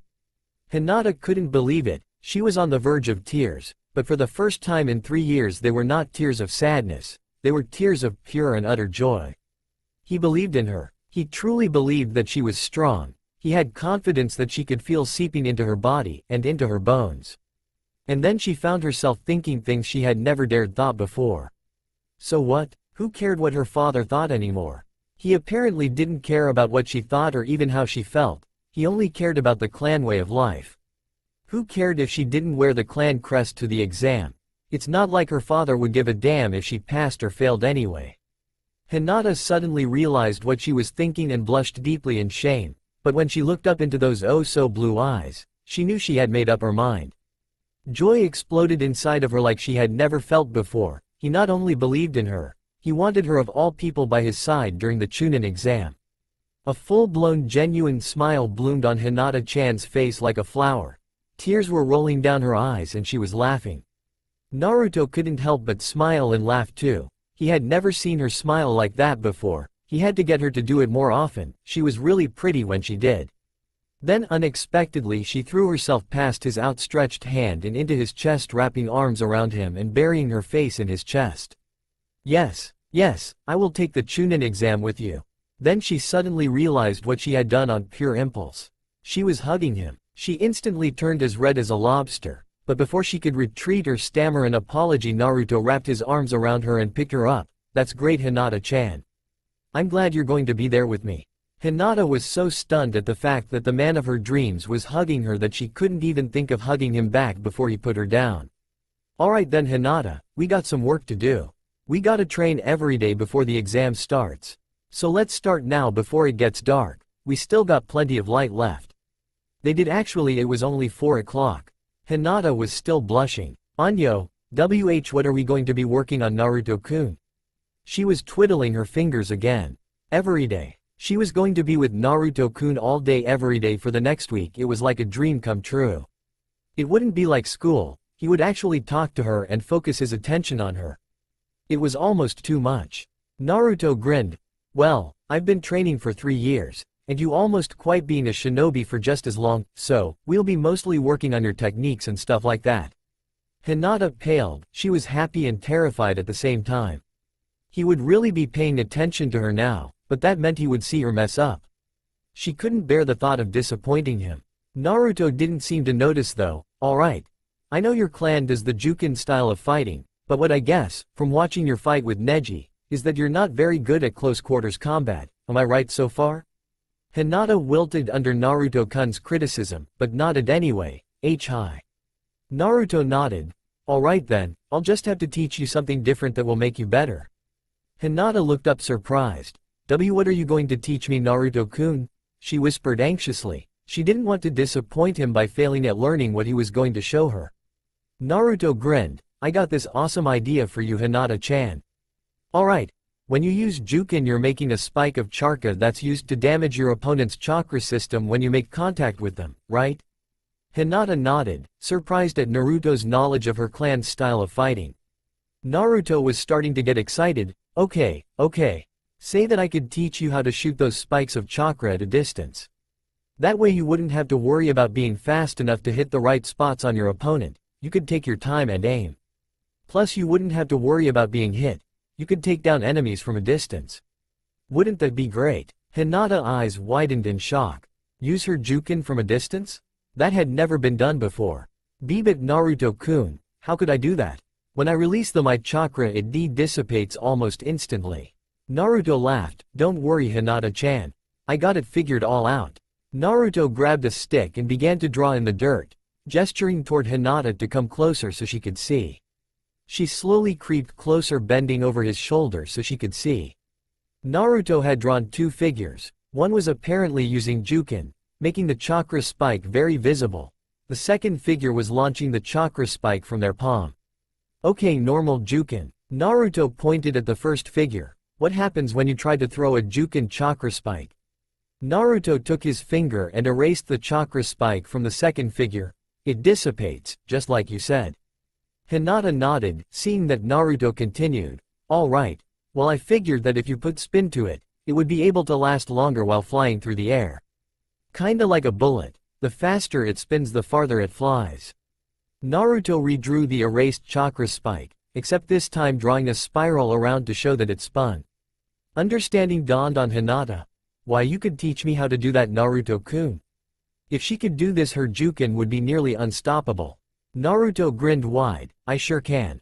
It's just like when I trained to learn Rasengan. Except without step 2 or 3, I'm just going to teach you how to spin your chakra in your palm as fast you can. And with that, Naruto stood up and pulled a balloon out of his pocket. Then he did a couple of hand seals and whispered, water gathering jutsu. The water from the ground began to rise up and formed into one stream and poured into the balloon, filling it up. Then he tied it off and handed it to Hinata-chan. Okay, Hinata-chan, focus your chakra into the water in the balloon and try to spin it as fast as you can. You'll know you got when the balloon is almost as flat as a pancake. Hinata held the balloon delicately in her palm. Her heart was pounding at 1,000 beats a minute. There he was, standing there expectantly, waiting for her to do as he asked. She didn't want to disappoint him, but what if she couldn't do it? What if she messed up so much that he gave up on her? The thought was too much for her to take. Hinata collapsed on her knees sobbing, holding the water balloon to her chest. She wasn't going to be able to do it. Her father was right, she wasn't good enough, she was a failure. She had failed him and now she was failing Naruto-kun because she knew she couldn't do it. Naruto stood dumbfounded at the sight of the crying girl crouched at his feet. He never knew what to do when a girl cried around him. He was tempted to run away out fear of messing up whatever he tried to do. But he felt that that wasn't the right thing to do here. So he slowly got to his knees and placed his hand on Hinata-chan and began to rub her back. Hinata-chan, what's wrong? Through choked sobs he could hear her reply. I am sorry, Naruto-kun, I can't do it. I'll let you down. Naruto suddenly felt the very strong urge to protect Hinata-chan from, well, everything, her father, her fears and worries, and anyone else who would hurt her. Without thinking, Naruto slid his arms around Hinata, lifted her so she was sitting up, and hugged her to him so that she was crying into his shoulder. Hinata froze. Naruto-kun was hugging her again, but this time it was different. She suddenly felt very warm and she had a feeling of security and safety. She soon felt that she didn't want to cry anymore. He hadn't turned away, calling her a failure. He had instead showed her that he cared and that he still believed in her. Hinata felt her arms wrap around Naruto as she rested her head on his shoulder. They sat there like that, holding on to each other, for what seemed like forever to Hinata, before Naruto spoke. "You can do it, Hinata-chan. I know you can, you just have to keep trying." Naruto paused. "Trust me." Hinata was overwhelmed with confidence and something she had not felt in a long time, determination. Thank you, Naruto-kun." Naruto pulled away from her so she could see his face, and smiled. "No problem, Hinata-chan. You're my friend, and I know you can do it." Hinata was shocked, and then a sense of joy seeped in to replace it. Friend. He had just called her friend. This was more than she could ever hope for. She thought she was just going to be his teammate, and she was planning on being the best one she could. But he had called her friend. It was what she had always wanted, not what she secretly hoped for, but what she hoped someday would happen. Tears began to well up in her eyes again. Naruto almost panicked when he saw the tears in Hinata-chan's eyes. He didn't want her to cry again, but then he saw her smiling. She really was pretty when she smiled. Hinata stood up on her own. "Alright, let's get this balloon as flat as pancake." Naruto jumped up. "Yeah, Hinata-chan. That's what I'm talking about." Hinata blushed when Naruto smiled at her. "Let's get to training." Hinata lay in her bed unable to sleep. She couldn't stop thinking about the day before. Naruto-kun had proclaimed his friendship to her and they had hugged. The mere thought made Hinata squirm and let out an involuntary giggle. Those thoughts had been running through her head all through their training session and throughout the rest of the evening. Especially when he had walked her home and had said goodbye. They didn't hug, but Naruto-kun had said to meet him outside his front gate at 8 a.m. in the morning so they could start training early and get some serious work done on her new technique throughout the rest of the day. She had been upset at first at the fact that she could barely get the water to spin in the balloon at first. But when she was about to break down again, thinking that all her hope had just been demolished, Naruto-kun had just came up and patted her back and said she was doing great. Her doubts had been instantly erased, and her newly found bit of confidence returned, though she did blush quite a bit at his touch, even if it was just a pat on the back. Naruto-kun had said it took him longer to get as far as she had. And so the rest of the hours had passed with her intently concentrating on the water balloon and Naruto-kun patiently watching only a few feet away.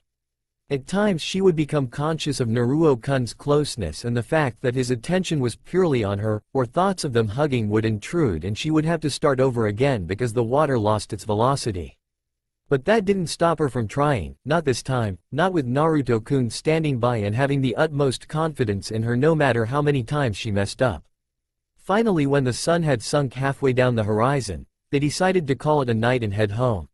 She had gotten to the point where the balloon was violently swishing from side to side and had begun to warp. He had offered to walk her home because he wanted to make sure that she got home okay. She had agreed, but reluctantly. What would they talk about? She didn't need to worry about it during the training because they were only focusing on getting her techniques down. But now as they walked through the golden haze of late evening, their shadows grown long in front of them, they walked in an awkward silence. Naruto-kun trying to find something to talk about and her trying to find the courage to start a conversation. They walked in silence. Naruto felt a little awkward. He had offered to walk her home, even though it was only a 15-minute walk, and now he couldn't find anything to say to her. He was feeling kinda weird. He couldn't explain it and he didn't know why. Hinata was having an internal struggle, more like an internal war actually. She had so many things to say to him, and yet she couldn't bring herself to say even the most discreet things, like, "How do you think I did today?" or, "Are we going to train tomorrow?" She didn't know what was wrong with her that she couldn't bring herself to just open her mouth. Before both of them knew it, they could see the front gate to the Hyuga household. She wanted to say goodbye, she wanted to say anything, just something to get rid of this silence. But she couldn't bring herself to do it. So instead of making herself look like a fool just standing there in silence waiting for something to happen, she turned and started to walk slowly and stiffly back to her house. But she had only taken 3 steps when the worst that could happen, happened. She tripped. Naruto stood there awkwardly. He wanted to say goodbye, but he didn't know how to bring himself to do it. Should he say it? Give her a handshake or a pat on the back? Or should he hug her like they did early that afternoon? Naruto almost blushed at that thought. He was thinking that he might have enjoyed that a little too much. Damn Jiraiya. His perverseness was apparently rubbing off on him. But then Hinata-chan turned and started to walk towards her house, her hands in the pockets of her baggy jacket. She had only gone a couple of steps when she tripped on the hem of her overly baggy pants. She was going to fall straight on her face. Naruto did the only thing he could. He lunged and dived in front of her to catch her.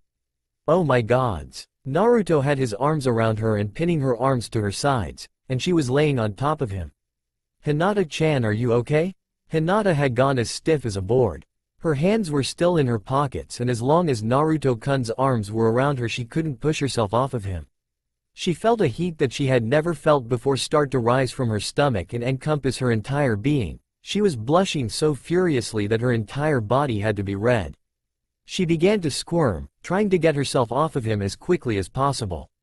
Naruto had caught her before she hit the ground, but then she started to squirm in his arms, causing him to turn beet red as she moved against his body. Hinata-chan? Could you, not do that please? Hinata froze, realizing what she was doing. Embarrassment overlapped by pure horror filled her to the brim. Tears began to leak from her eyes. Enna Naruto-kun, I am so sorry.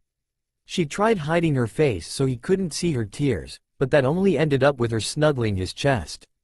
She couldn't believe she was messing up so badly. She had finally gotten the love of her life as a friend who believed in her, and now here she was making herself out to be a complete klutz and fool. How could she expect him to forgive her for this? The tears began to come faster and her body was shaking with her silent sobbing.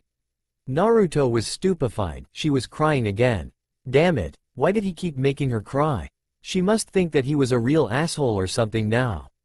He had made her cry twice in only the span of a few hours. Naruto sat up with her in his arms. Hinata-chan, why are you sorry? I'm the one who made you cry. Hinata stopped her sobbing at what Naruto-kun had just said. She looked up at him, her puffy, tear-filled eyes meeting his bright blue ones, so filled with concern that she almost hated herself more for making him worry. Naruto-kun, you did not make me cry.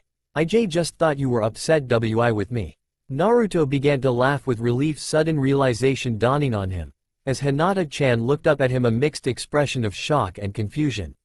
I'm not upset with you, Hinata-chan.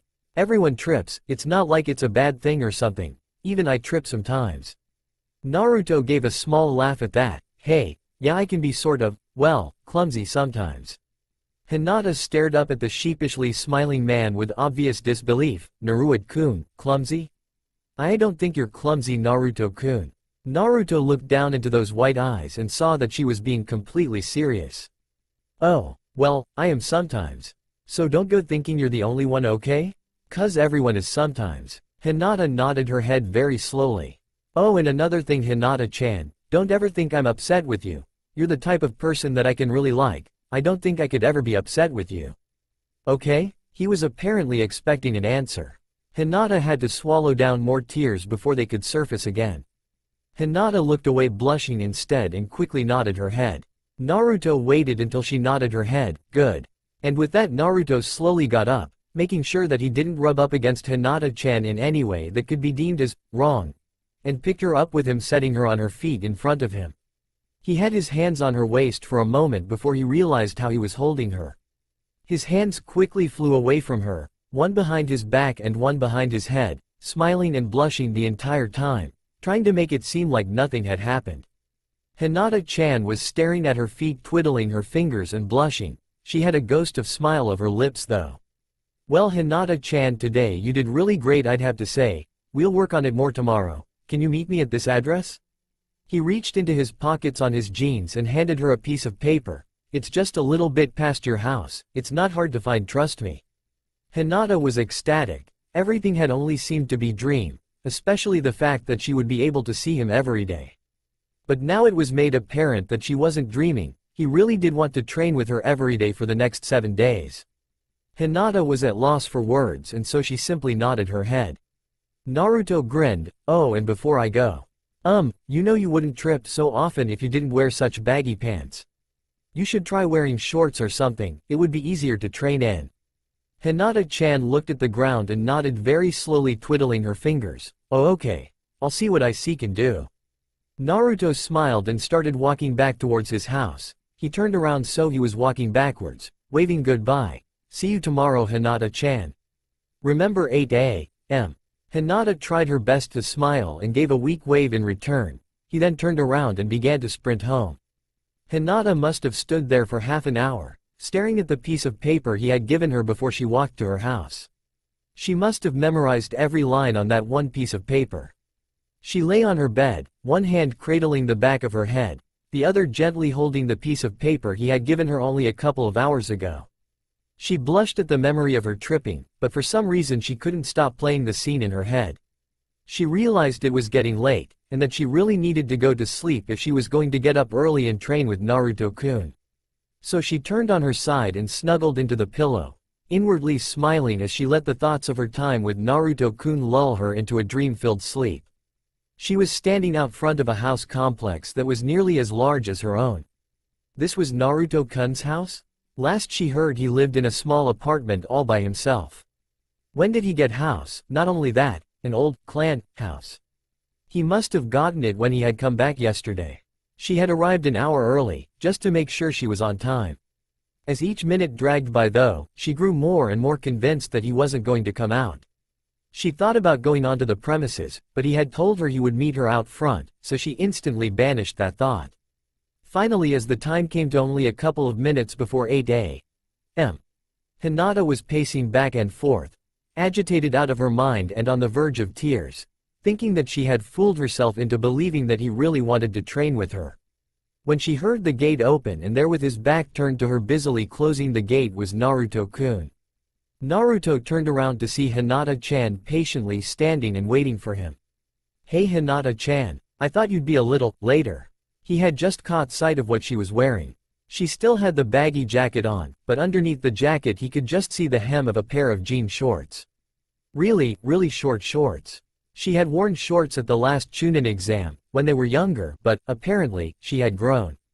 Very apparently. It took him a second to realize that he was staring and quickly looked up and tried very hard to keep looking at her face, not letting his gaze drop lower. Hinata noticed that Naruto-kun had been staring at her exposed legs, and blushed, turning to the side, so she wasn't looking at him and began playing with her fingers again. Aino-chan got them for me a couple years ago. I haven't worn them yet. Naruto noticed her embarrassment at what she was wearing. Don't worry Hinata-chan. I think they look great on you. You should wear them more often. He tried to put on his most reassuring smile. Hinata looked up quickly in surprise. Really? Naruto-kun looked her in the eye and with a grin said, yeah really. You should have Ino buy you more pairs. Hinata had never been complimented by someone of the opposite about her looks before. Thank you, Naruto-kun. Naruto grinned one of his big goofy smiles. No prob, Hinata-chan. It's true, so don't worry about it. Come on, we got some training to get to.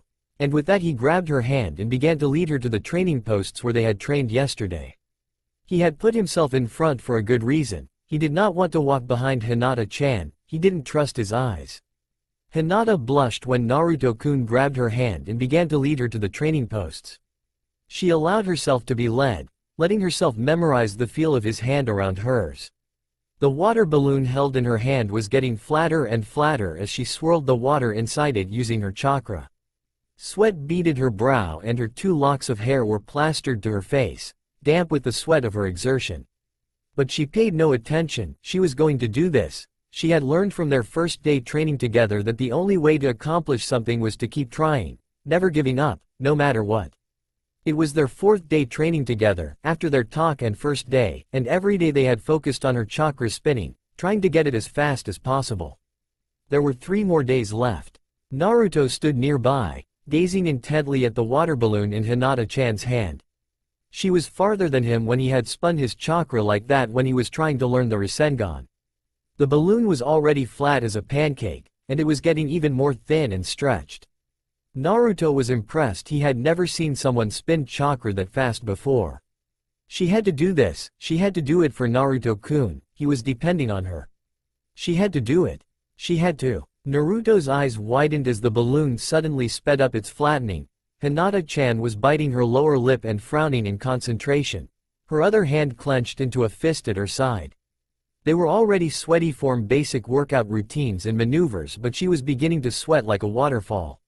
He was about to tell she had done enough when he saw the look in her eyes, the pure determination. The balloon was nearly a foot wide now, and it was still stretching wider and getting thinner.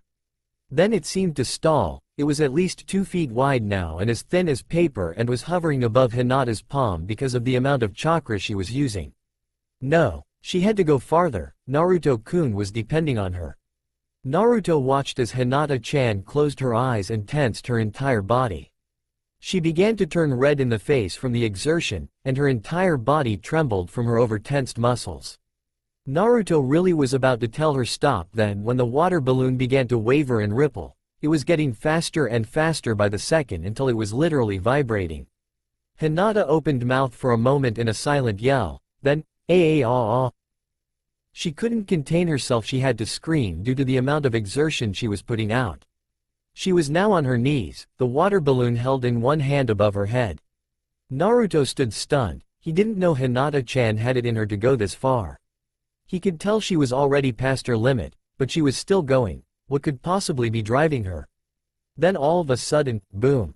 The water balloon exploded with a deafening roar, and there was shockwave from the release of pressure. Naruto barely had enough time to duck as water from the spinning balloon went in all directions.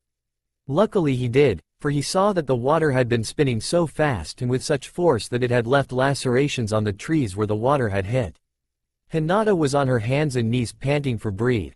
Her entire body was numb, especially her hand where she held the balloon. She could feel prickles that felt like needles running up and down her fingers before it slowly began to fade. Naruto-kun came over and slowly lifted her up so she was standing. A wave of dizziness hit her and she fell into his arms.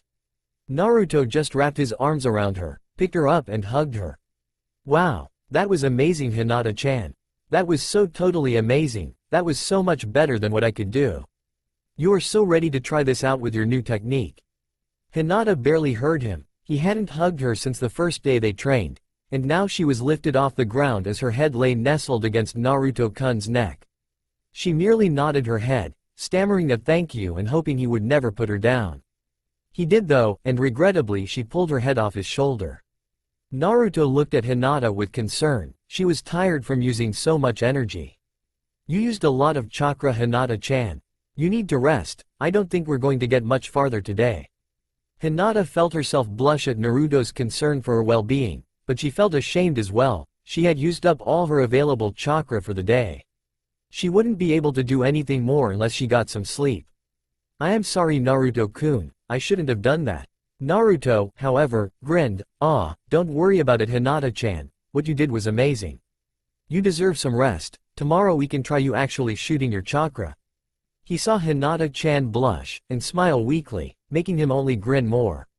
For some reason he felt really good when he made her happy. Naruto thought a moment. We're going to have to do something about your lack of chakra though. You'll only be able to use this technique a few times before you run out of energy. Hinata wilted. He was right. It took a lot of energy to get her chakra to spin at the speed that they had determined to be fast enough. She suddenly felt very useless. What good would she be if she passed out from exhaustion in the middle of a battle? I am sorry. Naruto held up his hand. Don't apologize, Hinata-chan. I got it all figured out. Tomorrow we'll try out your new technique, and then I'll have surprise for you. So come on, let's get you home so you can rest. Hinata looked at him questioningly. He could fix her problem of not having that much chakra?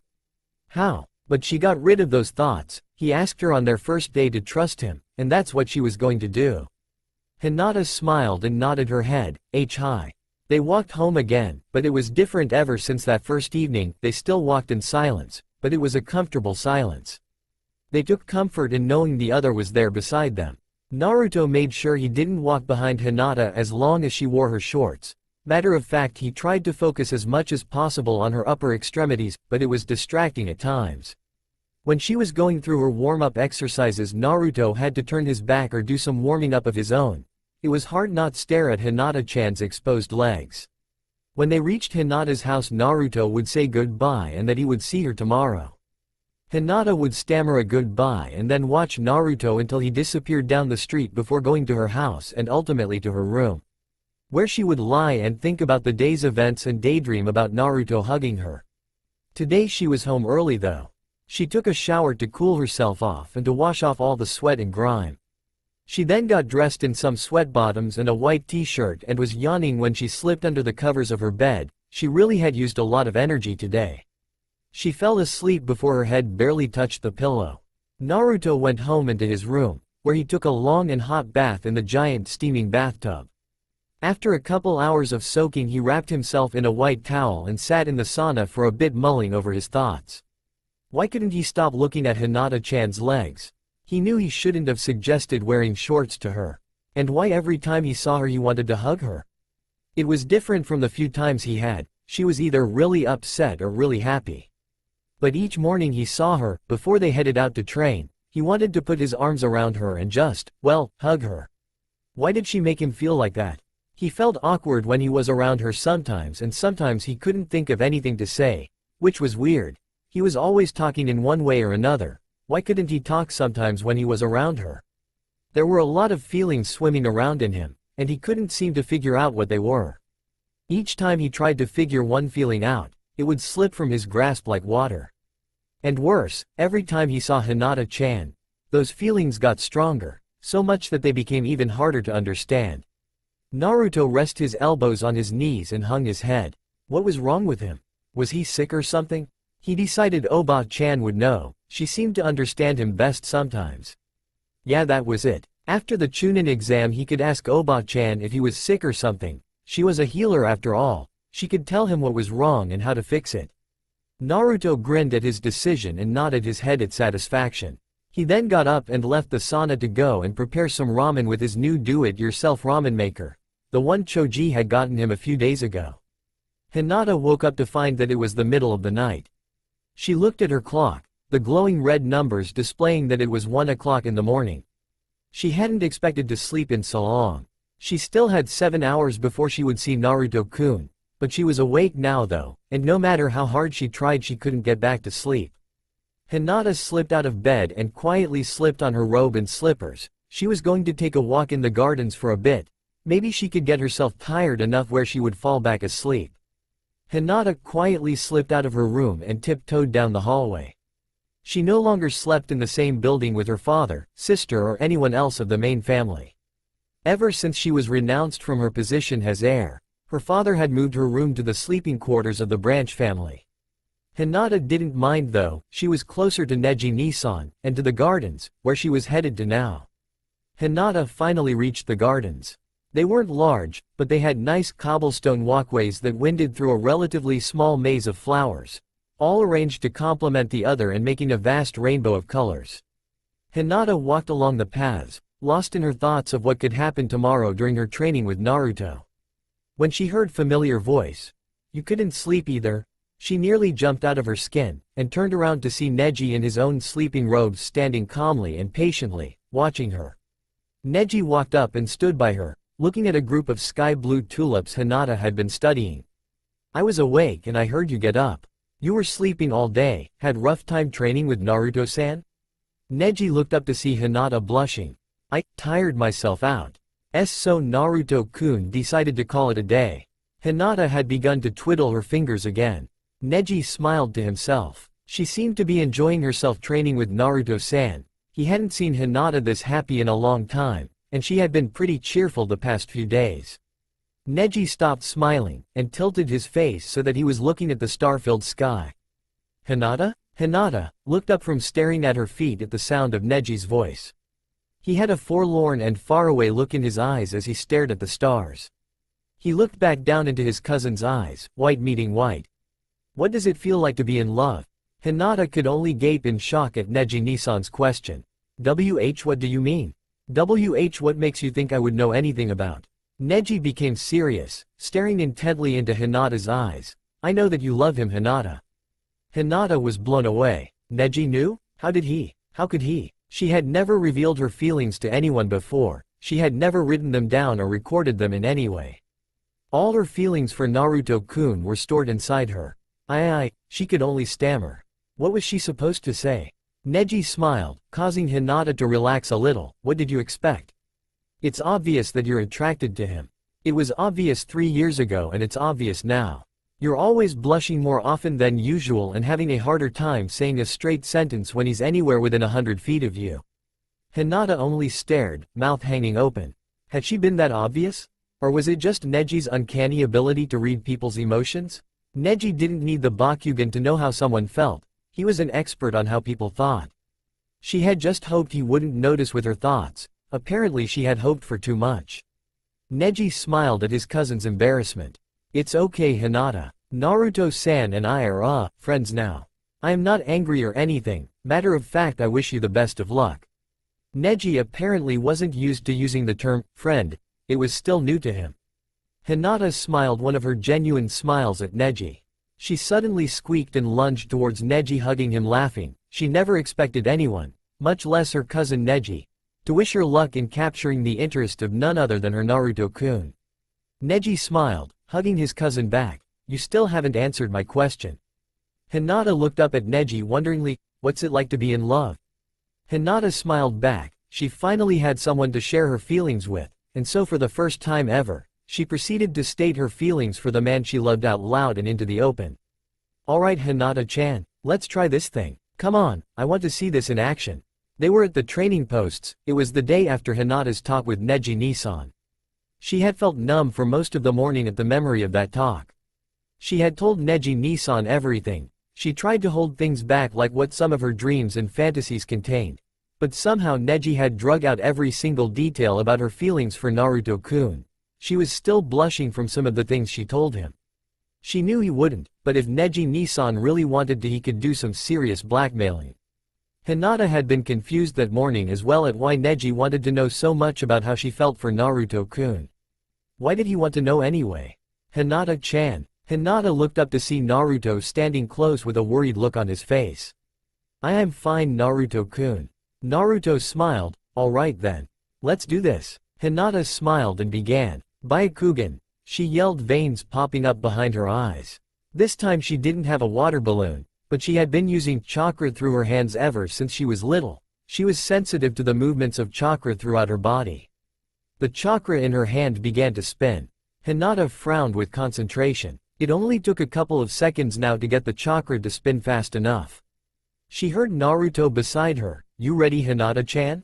Hinata nodded, keeping her eyes focused on the target, the tree up ahead, whose chakra she was focusing on. Alright then, on the count of 3. 1, 2, 3. Hinata shot her hand forward as if pushing something away from her and released the chakra spinning in her palm. There was a blue flash of chakra from Hinata's palm, looking a lot like a gun going off.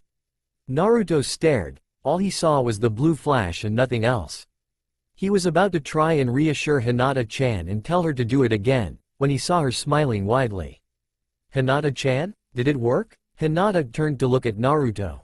Of course. He didn't have the Byakugan, so he couldn't see the chakra she had just launched. She nodded her head. Why yes. It worked, Naruto-kun, she almost yelled in joy.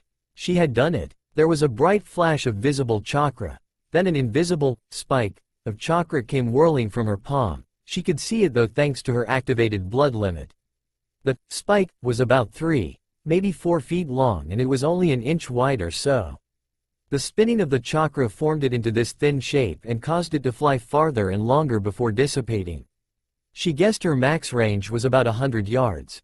And there in the tree, as proof of her success, was a perfect hole in the tree's chakra, exactly 1 inch wide and precisely where she had aimed. She deactivated her blood limit and turned to look at Naruto-kun. Naruto began jumping up and down after she described it to him. Woohoo! That's awesome, Hinata-chan, that really rocks. Hey! Naruto exclaimed, his face becoming thoughtful. I just thought of a name for this. We'll call it the Jukin arrow. It'll be our secret weapon during the Chunin exam. Naruto looked at her expectantly. What do you think, Hinata-chan? Hinata smiled. Hi. I'll love the name Naruto-kun. She was nearly jumping up and down like Naruto-kun. She had done it. She had succeeded at doing something, not only that she had her own special technique, completely unique to her, and right now the only two people in the world who knew about it was her and Naruto-kun. Hinata's smile dropped though, but it uses up so much chakra that I'll only be able to do it 5, maybe 10 times before I run out. I'm sorry Naruto-kun. She hung her head in shame. She had done it, yes, but what was the use if she wasn't efficient at using it? Naruto smiled and held up one finger. I told you to stop apologizing, Hinata-chan, and besides I also told you I had that problem completely figured out, remember? Hinata could only stare as Naruto pulled from his pockets 2 long strips of what looked like ordinary white cloth. Here Hinata-chan put these on, and handed them to her. Hinata held them up to her face, not knowing what to do with them or what was going on for that matter.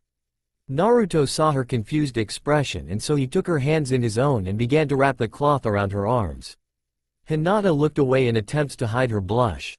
His hands gently wrapping the cloth around her arms and brushing lightly up against her skin was sending shivers up and down her arms and back. That warmth that she had felt before was beginning to spread through her body when he finally finished. Not too tight, I hope.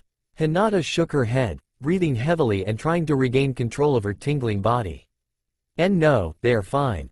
The bandages were wrapped around her palms and then up to her elbows.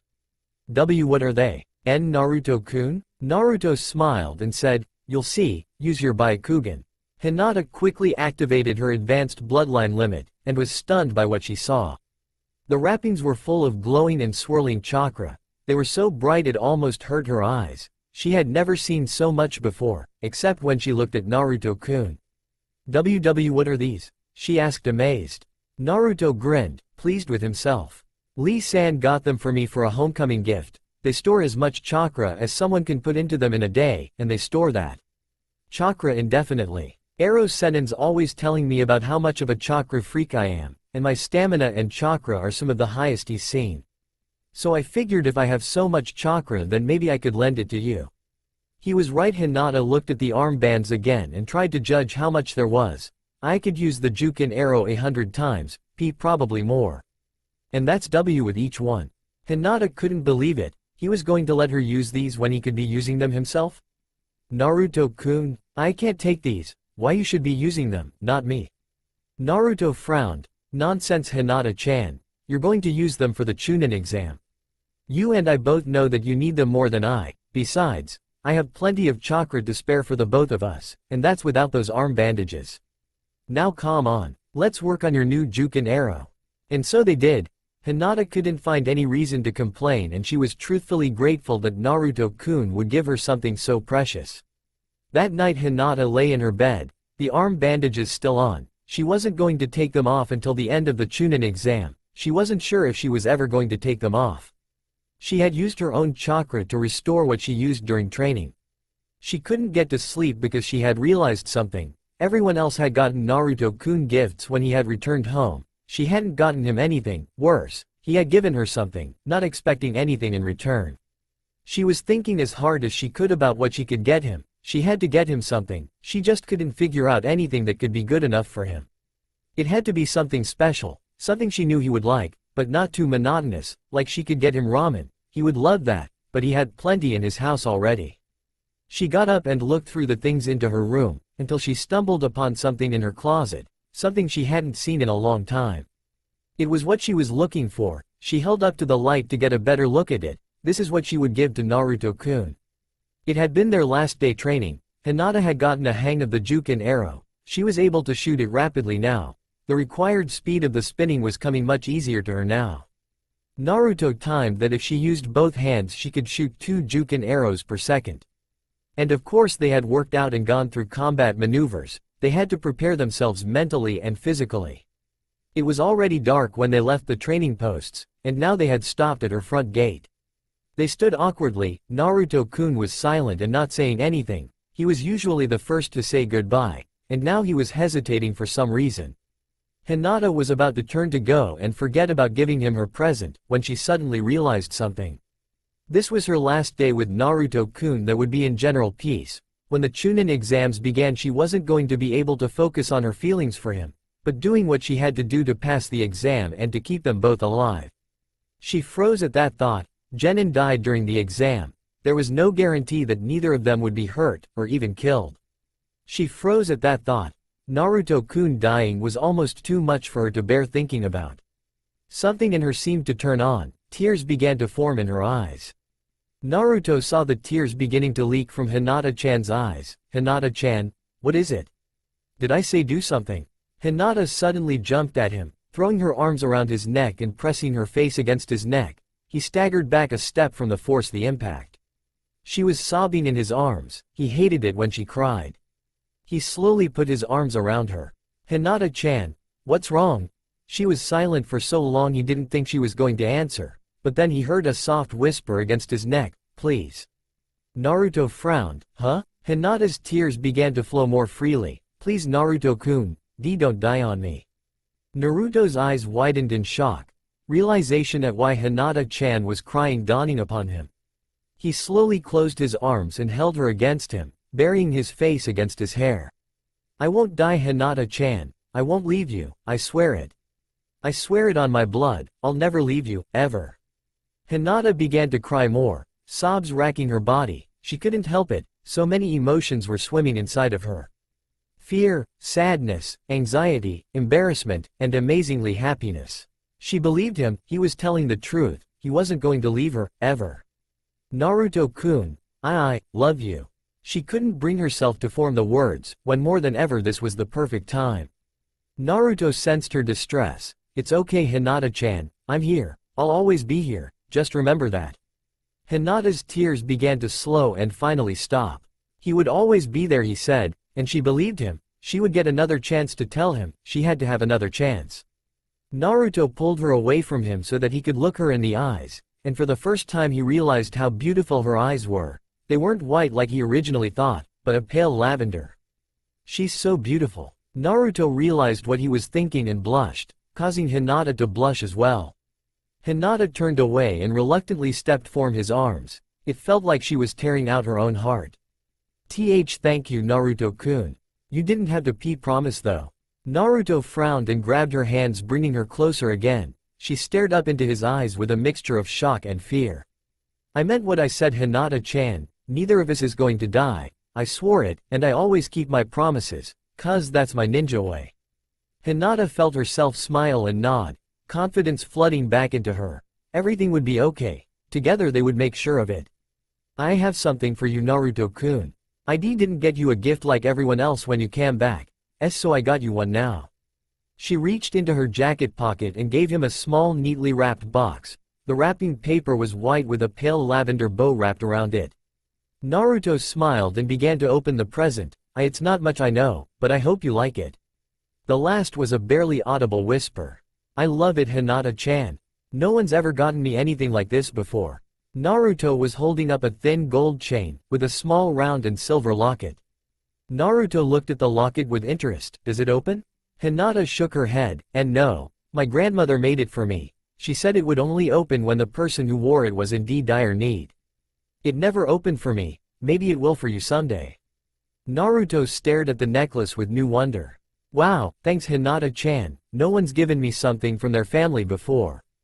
I'll make sure I take good care of it." He then unclasped it and put it on around his neck and tucked it inside his shirt.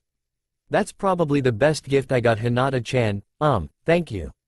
Naruto smiled and blushed. Hinata smiled too, making Naruto blush even more. She really was pretty, beautiful when she smiled. Meet me at my place tomorrow, so we can walk to the exam together?" Hinata smiled. 8 a.m., right? Naruto nodded. 8 sharp. I'll see you then okay?" Hinata nodded, but before she turned to go, Naruto impulsively reached out and gave her a quick hug. "Good night Hinata-chan." He then released her and walked to his house. Hinata stood there in shock watching Naruto until he disappeared into the night. Then a warm joy began to fill her like small stream began to flow in the spring. She walked into her house and to her room. Neji saw Hinata in the hallway as she entered her room. She was smiling and walking as if she were moving through a dream. Neji smiled knowingly. Now if only he could be so brave. Naruto took a hot shower and lay in his bed. Ramen bowls from that night's dinner stacked up on the floor at the foot of the bed. All the time one thought was going through his head, what had happened only a couple of hours before. Hinata-chan and him hugging, and his promise to her, he would keep that promise no matter what. Naruto put his hand around the locket Hinata-chan had given him. The only thought going through his head now was an image of those pale lavender eyes looking up into his. He realized the more he let the thought run through his head, the more he didn't want to stop thinking about it. Alright boys and girls, calm down. Hitaki Kakashi stood in the middle of the exam room, surveying all the genin that had made it there without being led astray. He was relieved to see both Naruto and Hinata. Of course it wasn't hard to find them. Naruto was not only one of the tallest, but who could miss that shock of blonde hair? Hyuga Hinata stood next to him. He noticed how Naruto stood closer to Hinata than someone else normally would. Kakashi smiled to himself. Looks like Naruto had made a new friend while training for the past week. Kakashi tore his gaze from the two and addressed the rest of the genin in the room. He had volunteered to be the Junin instructor during the written part of the quiz.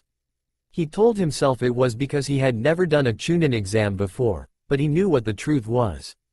It was because one of his own students was going to be taking the exam this time around. He wanted to keep an eye on Naruto. The last time he had already lost one of his students, he wasn't going to let it happen again. Everyone look at the seating chart and find your places. Those not seated within the next minute will be disqualified. The room turned into a scene of chaos as all the genin rushed towards the walls to look at the seating charts pinned up to the wall. Kakashi grinned inwardly. Maybe he should have given them 5 minutes. Naruto almost panicked, until he saw Hinata using her Byakugan. She would be able to see the charts without having to move. Naruto smiled, quick thinking, and to think he was going to try barreling through the crowd. Hinata couldn't believe it. She knew her Byakugan was working just fine, but the charts said that Naruto's seat was 15A, and hers was 16A. They were going to sit right next to each other, just like in their first exam 3 years ago. She had expected to not be able to sit next to Naruto-kun, or anywhere near him for that matter. She was elated. They only had a few seconds left though. She did the first thing that came to mind. She grabbed Naruto's hand and began to drag him. This way, Naruto-kun. Naruto found himself being drugged to his seat by the smaller Hinata. She pointed to his seat while blushing for some reason. As he sat, he was about to turn to her and tell her to get to her seat when she sat right next to him. His eyes widened in surprise. Are you sure, Hinata-chan? Hinata nodded, keeping her eyes on the desk in front of her. It is what the seating chart said. Naruto was elated as well. Alright. Just like last time, we are so going to kick ass in this, aren't we? Hinata looked up and smiled. She felt a small bit of relief at the fact that he wanted to sit next to her, but a small part of her said that she already knew that he wanted to. She frowned at that thought. How would she know that? Kakashi surveyed the room. Only 3 hadn't made it to their seats. They were the ones who had tried to bull rush their way through the other genin to get a look at the charts. They were disqualified. 2 leaf and a stone nin. Kakashi didn't lie. There were now only 42 students left. Perfect. Kakashi pulled out his own copy of the chart and began to check off the genin sitting at their desks. Amazingly, all of them made it to the correct seats. Alright kiddies, just to inform you, your seating arrangement was completely random, and there's a little surprise for you at the end that has to deal with that. Anyway, before we begin the test and all that no cheating that I explained earlier, we have a surprise visit from the Hokage. Tsunade was instantly relieved when she entered the exam room. There was Naruto and sitting to his left was Hinata. Tsunade smiled to herself mischievously. She could be caught and the entire exam could be called off and held in one of the other countries in the next 6 months.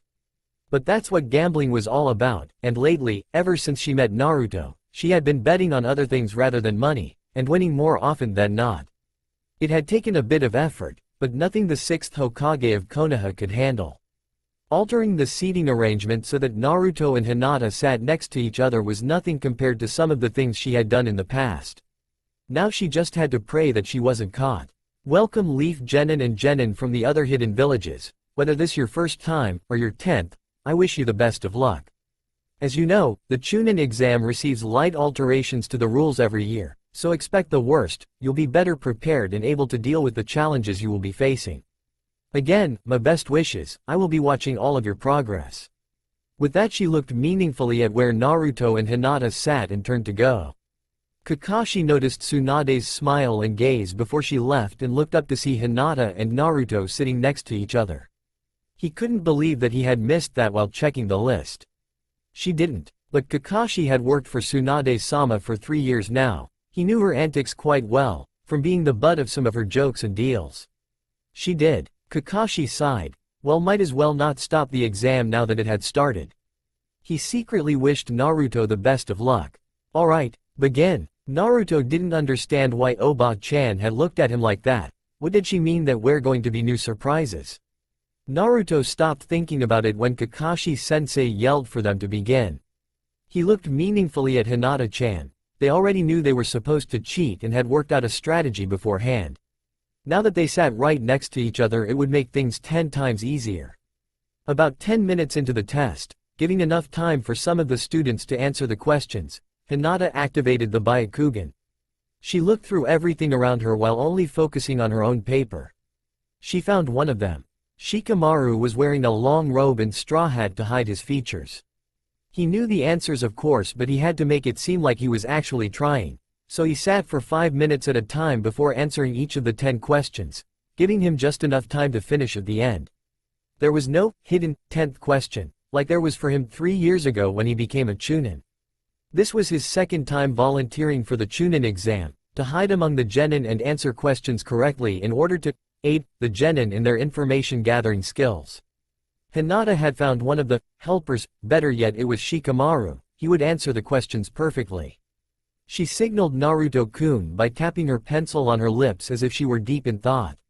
Naruto saw the signal from the corner of his eye, and smiled inwardly. She had tapped 3 times, which meant she found one of the exam helpers, and that he was Junin. Perfect. Naruto sealed under his desk and whispered softly, handcuff jutsu. An invisible band of his chakra attached itself from his right hand to Hinata-chan's right hand, melding perfectly with the chakra in the armbands she wore. Naruto gave the signal by scratching his head. Hinata saw it easily. They were all set. She began to write down Shikamaru's answers as she watched him from 5 seats behind her. Naruto's hand, bonded with hers, with his handcuff jutsu, mimicked every movement. Naruto really didn't have to do much. It was Hinata-chan doing all the work actually. He just let his hand be maneuvered by hers like a puppet. That's how he came up with the handcuff jutsu, from talking with a hermit puppet master while traveling with Ero Sennin. Naruto had learned how to make chakra from his hands attached to something and move it around. He had never gotten farther than the rudimentary basics, but it was enough for him to come up with this jutsu. Hey, he had even kicked Lee-san's ass with it. When the hour rang, Kakashi called for everyone to turn their papers over. Kakashi surveyed the room. There were 40 students left. Only 2 had been caught cheating enough to disqualify them. Wow, this is a pretty good group so far. Kakashi was happy at the fact that both Naruto and Hinata were still there. Alright children, now that that's over, I have some news. First, the papers will be collected and scanned. Please wait a few moments for your scores to come back. The papers were quickly gathered by a Chunin and brought to a machine that he fed the papers into one by one. It took about 15 minutes for all of the tests to go through. And then it spat out one sheet of paper which Kakashi grabbed and began to read. His eyes widened. All of them had passing scores. This group of genin really were good. Not bad. Kakashi looked up. You'll all be happy to know that the rest of you remaining have passed. There were whoops of joy and sighs of relief. Kakashi waited patiently for the noise to die down. Alright, now for the other part of my news. Kakashi brought both of his hands closer together, motioning everyone to move closer to the center. Hinata and Naruto did not have to move. They were already seated next to each other and directly in the middle. Alright, I can tell that many of you are not enjoying being this close to someone you don't know. Well, get used to it cause all odd-numbered chairs. Your partner is to your right. Everyone in even-numbered chairs, vice versa. Complete silence answered Kakashi as realization dawned on the genin in the exam room. Then there was a sudden explosion of yelling and protests. Kakashi sighed. He knew this was going to happen, but it was still annoying. Naruto quickly looked at his chair number, 15A, and odd number. He turned to Hinata-chan on his left. Joy and relief painted both of their faces. They had expected to be partners anyways, but if it wasn't for their luck at being sat next to each other they would have been paired with someone else. Naruto realized how close he had come to not being able to keep his promise to Hinata-chan. And so he hugged her. Hinata was relieved as well. She didn't know what she would have done if she had been stuck with someone else. When Naruto-kun hugged her, she still blushed, but instead of going stiff as a board, like she usually did, she hugged him back, just this once allowing the happiness and relief flood through her. She really didn't know what she would have done if she wasn't with her Naruto-kun. Kakashi waited until the yelling finally died down into grumbling and semi-silence before speaking again. I know that many of you expected to perform the second part of the exam with your teammates that you came with, but if you didn't notice, we were excusing only one genin at a time from the exam, instead of the whole team like what is normally done. You can blame me for this arrangement because it was my idea. But just remember, we are testing you on how well you will perform as a team, and throwing you into two-man teams with a total stranger will test you at how well you adapt to new and unexpected situations. Of course some of you are with someone you may already know, while others are thrown in with someone from a different village. All I have to say is this, deal with it, if you don't like it, quit. And with that he turned to go, he stopped at the door and looked over his shoulder. Meet all of you at Area 44, aka the Forest of Death in 1 hour. Oh, and as a rule, you can't stab your partner in the back, or else you're immediately disqualified. See ya. Naruto was still hugging Hinata-chan after Kakashi left. He slowly released her and gave an embarrassed smile. For some reason he didn't want to let go of her. Come on. You heard Kakashi-sensei, we got to meet up at the forest in an hour. Let's get going. They had all gathered at the front of the walled-off section of forest, all 22-man teams. Kakashi was there explaining how that this time there would only be 3 days to get to the center tower, how you couldn't open the scrolls or else you were disqualified, and that there would some new surprises on the way. Naruto didn't like the sound of that, but there was no way he was backing down, especially with Hinata-chan there.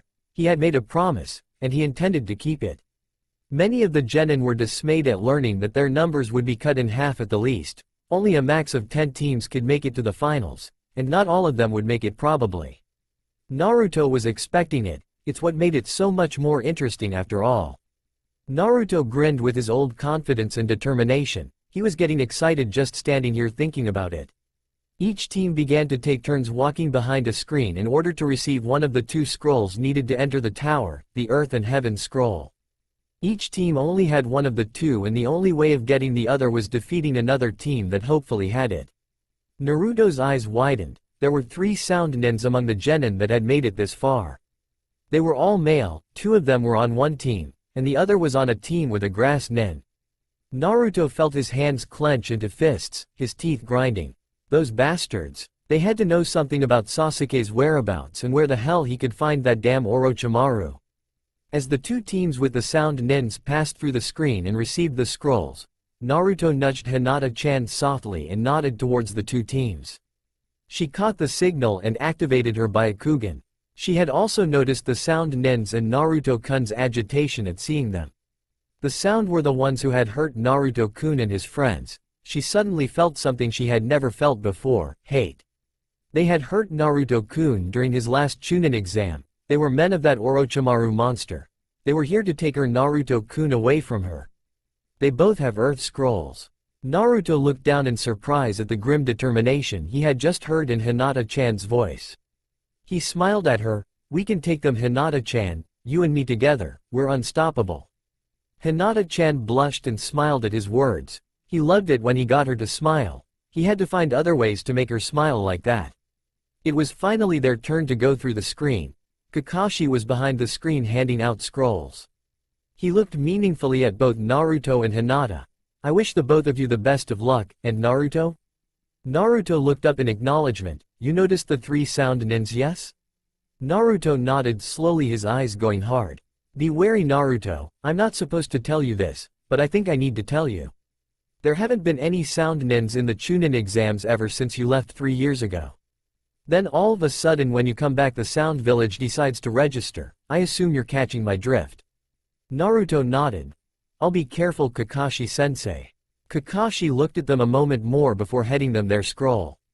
Naruto looked at it for a second before putting it in his pouch. A heaven scroll. Perfect. Naruto and Hinata stood in front of their gate, their entrance to Area 44, simply known as the Forest of Death. They were waiting for it to open. You ready for this, Hinata-chan? Hinata looked into the eyes of the man she loved and told herself she would protect him, and in order to protect him she had agreed with him about tracking down the sound nins.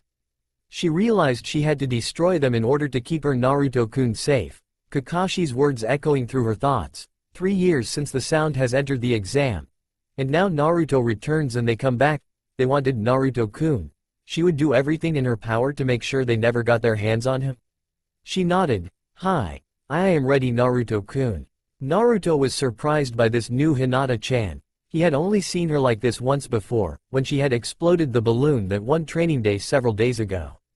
He wondered what was driving her to be so determined. Naruto grinned. She was strong. Together they would show the world what trash could really do. A red light above the gate began to blink and the massive twin gates opened enough to allow both of them through. They almost seemed to disappear as they charged ahead into the forest. Hinata was taking the lead, using her Byakugan to its full extent in an attempt to find any trace of the sound nens. It had been 7 hours and they hadn't even found trace of another team. They weren't being followed or led on. Her Byakugan could see everything in a 359-degree sphere. And she swept her head from side to side in order to make up for the blind spot behind her neck. Her Byakugan had improved because of their training together and she could see out to the full range of her Juken arrow, 100 yards. No, they were definitely alone, and the sky was turning a deep purple color as started to become night. Naruto was frustrated. Why weren't all the teams around? He knew it wasn't Hinata-chan's fault, but they hadn't even found another team yet. Naruto looked at the sky, noticing the lengthening shadows. Naruto knew that the Byakugan didn't allow one to see in the dark. It didn't have night vision among all the things it could do, and he knew without it they would never find another team at this rate. Hinata-chan. Hinata looked over her shoulder, even though she didn't have to. Hinata-chan, we need to stop for the night. You can't see at night and we're pretty much lost without your Byakugan. Hinata blushed but agreed. Oh, okay, Naruto-kun. He was right. They were tired and hungry from not resting all day, and she couldn't see at night any more than she could without the Byakugan.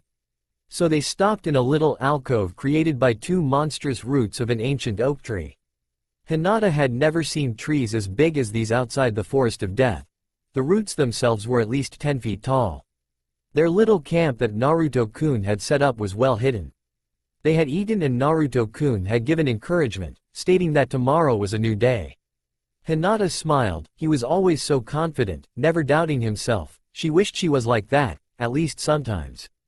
They were about to lay down to sleep, when all of a sudden something completely unexpected happened. It began to snow. Naruto frowned at the little flakes of ice. So this is what Kakashi-sensei meant by new surprises. Worse, it was getting colder and fast. They hadn't packed winter gear. All they had was a blanket that Naruto had let Hinata-chan use to make her bed.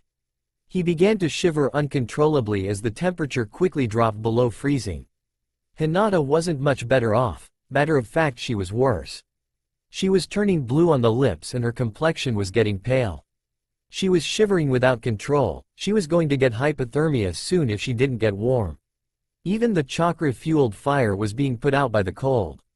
No. Naruto saw Hinata-chan suffering. They were going to die if they didn't get warm somehow, and the snow was beginning to pile up inch by inch as the snowfall became more furious. He wasn't going to let it end this way. He had made a promise and he intended to keep it. He acted purely on impulse. There was only one way to get them warm, and he would do anything to keep Hinata-chan safe. He realized that deep down he truly would do anything to keep the lavender-eyed girl safe from harm. It gave him new purpose and strength. Hinata was holding herself, trying desperately to get warm, when Naruto-kun stood up and grabbed his blanket he had given her. He walked over as he put the blanket around his shoulders. She thought he was just trying to get warm when he suddenly reached down and picked her up in his arms, covering both of them. Hinata turned pink at the fact that he was holding her bridal style, both of them draped in the blanket. She realized he was using their closeness and the blanket to keep both of them warm. And he was warm. She was still shivering, and acting out of instinct rather than thought, she buried herself against him, wrapping her arms around him and trying to get as close as possible. She realized that they were horizontal and about 100 feet in the air. Naruto-kun was walking up the tree to get away from the snow. She was so cold. He let her snuggle as close as she wanted to him. She needed to get warmer. And they needed to get off the ground before they were buried in the snow, so he began to walk up the tree they had been camped under. When he finally found a branch that was wide enough to sit on without fear of falling off and had enough leaves above it to block most of the snow, he sat down his back to the tree, and was about to put Hinata-chan down as well and give her the blanket when he saw that she was asleep in his arms and curled up against him. She had stopped shaking and was now very warm. Naruto couldn't help himself, he touched her peaceful face lightly with his fingers, brushing back a strand of hair that covered her face, causing her to sigh and snuggle closer against him. He was breathing hard, his heart hammering. What the hell was wrong with him? Hinata-chan was just sleeping, nothing to get worked up about. He then noticed the blanket had slipped and Hinata-chan was frowning and beginning to shiver in her sleep. Screw it. Naruto pulled the blanket back over them, covering his head with it and making a sort of tent for Hinata-chan. He then wrapped his arms as far as they could go around her, which happened to be farther than all the way, and rested his head against hers, letting her slow breathing and soft heartbeat lull him into a world of dreams. The sun hit her face, causing her to open her eyes reluctantly. She had been having the most amazing dream. She then looked up to be confronted by the fact that she was face to face with a very blonde and sleeping ninja, that she was in his arms and they were both completely covered by a blanket. Hinata realized it hadn't been a dream. She snuggled back into her bit of Naruto's shoulder, and was seriously considering going back to sleep when she remembered where she was and why she was there. The Chunin exam, the forest of death. Hinata looked around her and realized that all the snow from last night had melted, and now it was fairly warm actually.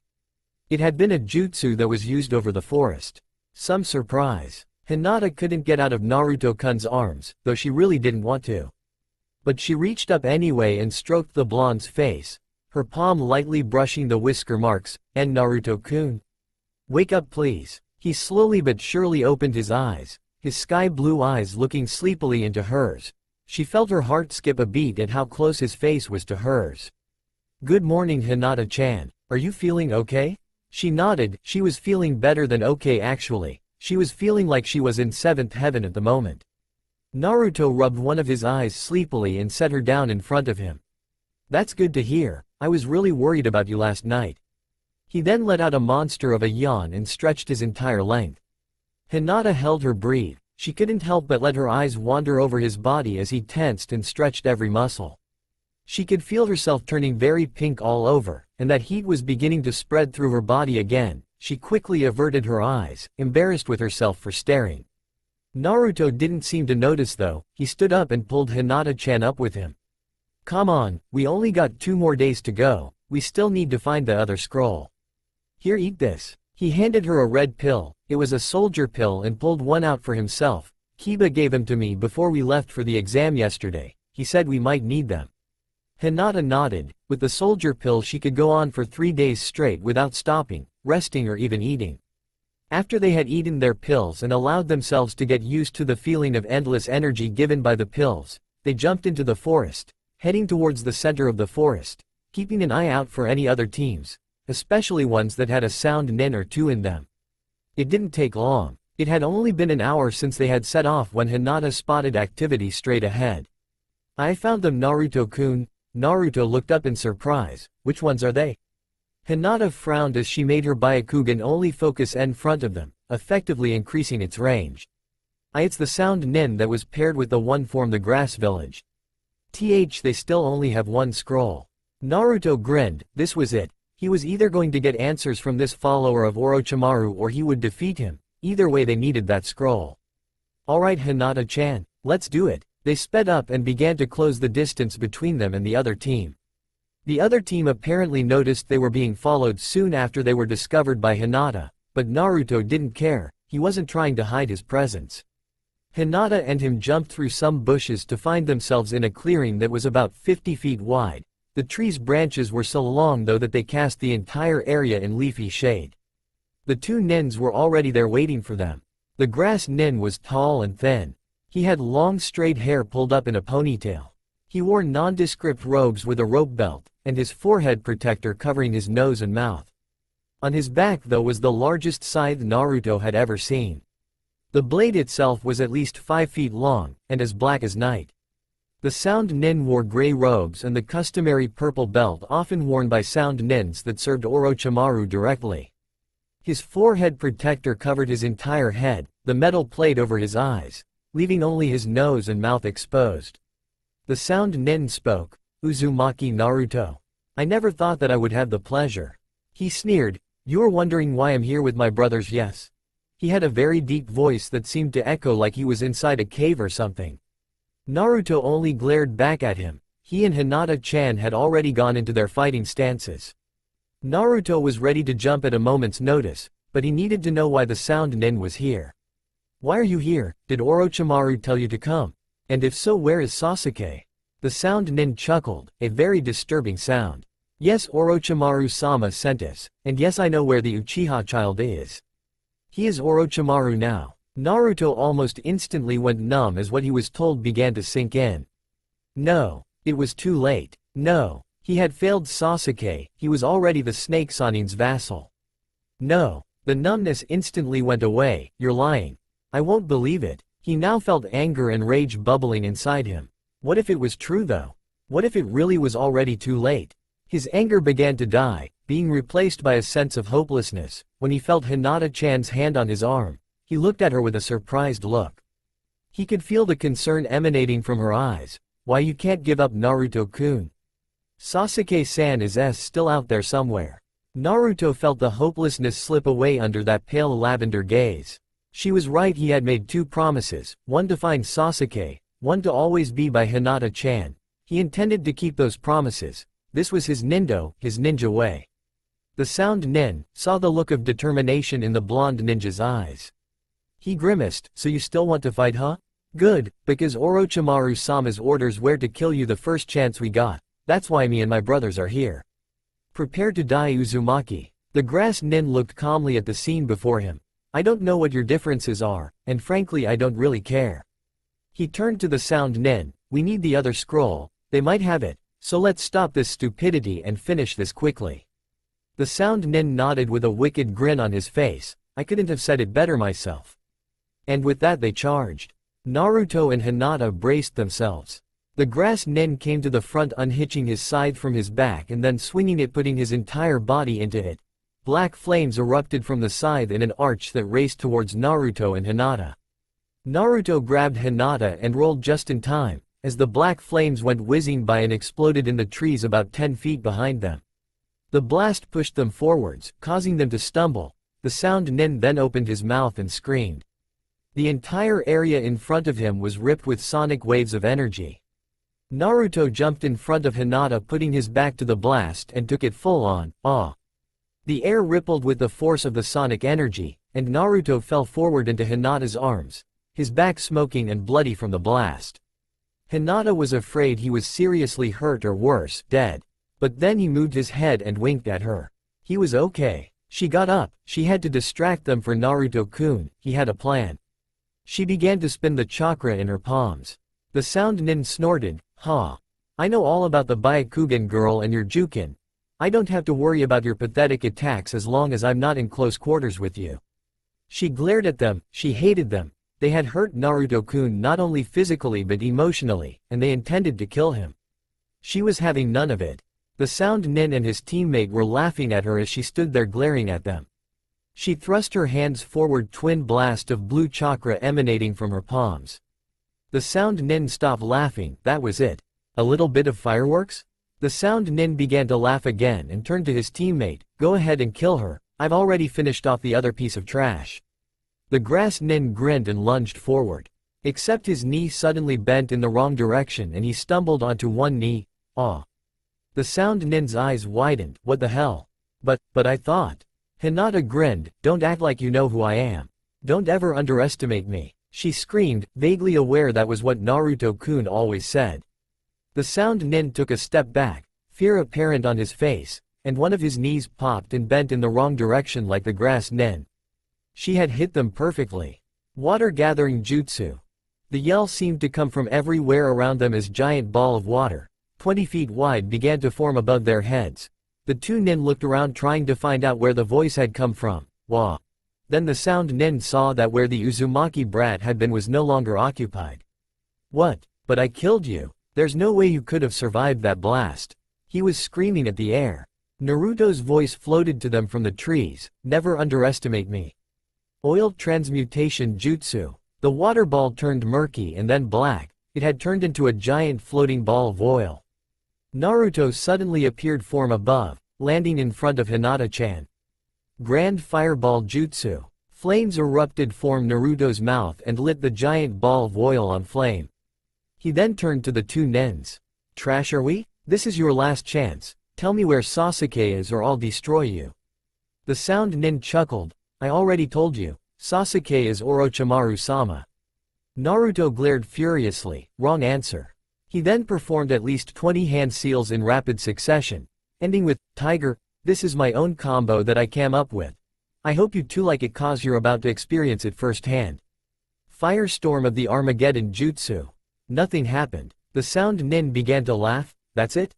That's your great combo?" Naruto had grabbed Hinata's hand and was running with all his speed. "Come on Hinata-chan, we have to get to some cover." The giant fireball began to rumble and the surface began to ripple. The rumble began to grow like 1,000 beating drums until finally it was a deafening roar and the surface was pulsating madly. Naruto pulled them behind a boulder just in time. A tendril of flame shot out of the hovering sphere.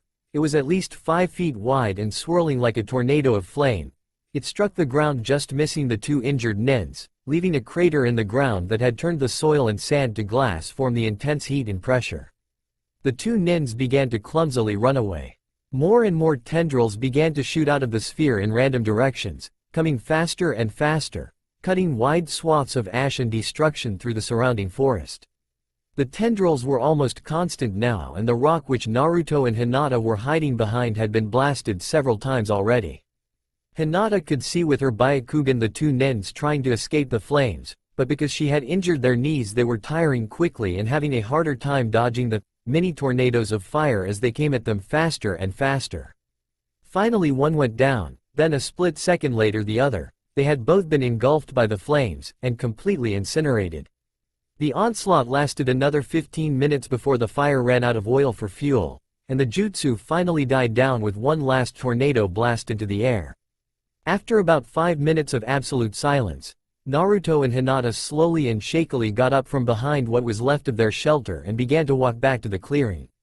Hinata was clinging to Naruto, his arm around her shoulders and his other hand holding her arm. She was frightened. "How did you do that, Naruto-kun?" Naruto looked down at her and saw the frightened look on her face. He tightened his arms around her, holding her closer. "Don't worry, you're safe." Hinata looked up into those sky-blue eyes and believed. She smiled weakly and nodded her head. Naruto smiled back. "Ero Sennin taught me that, it's a forbidden jutsu, and he said that I should only use it when I really had to. I guess it was a little bit of overkill, huh?" Hinata nodded meekly. "I think it was. It was amazing though, Naruto-kun. Why, you've gotten a lot stronger." Naruto almost looked like a kid again when he grinned at the compliment, except for the fact that he was a lot taller. "Thanks Hinata-chan. Come on, let's see if we can find that damn earth scroll they had. Those things are supposed to be indestructible." And with that he grabbed her hand and began to lead her around the clearing in search of the scroll. She tightened her grip on his hand and walked beside him as they searched the ground. It didn't take long. Naruto spotted the black scroll among a pile of ashes that made a vague outline of a human. As Naruto slowly pulled the scroll from the ashes and brushed it off with trembling hands, he was hit with what he had just done. He had killed. For the first time in his entire life, he had killed another human being. Hinata saw Naruto-kun stop and tense. Naruto-kun. She watched as Naruto fell to his knees and began to rock back and forth. He was sobbing. The realization that he just took 2 lives for the first time tearing up his insides. He was excited about using his new jutsu, but now he realized what he had done. They may have been out to kill him and he was defending himself, but he had still killed, not once, but twice. They had died by his hands. He had not killed them in one-on-one combat like he always thought he would, but he had destroyed them, completely with a jutsu that could destroy almost anything in its path. Hinata stood horrified. She had never seen Naruto-kun like this. Why? Then the realization came. He had just made his first 2 kills in his entire life. Hinata stood helplessly. What could she do? What could she possibly do to make it better? A strange feeling came over her, she suddenly felt very protective of him. She wanted nothing more than to hold him and protect him from the world.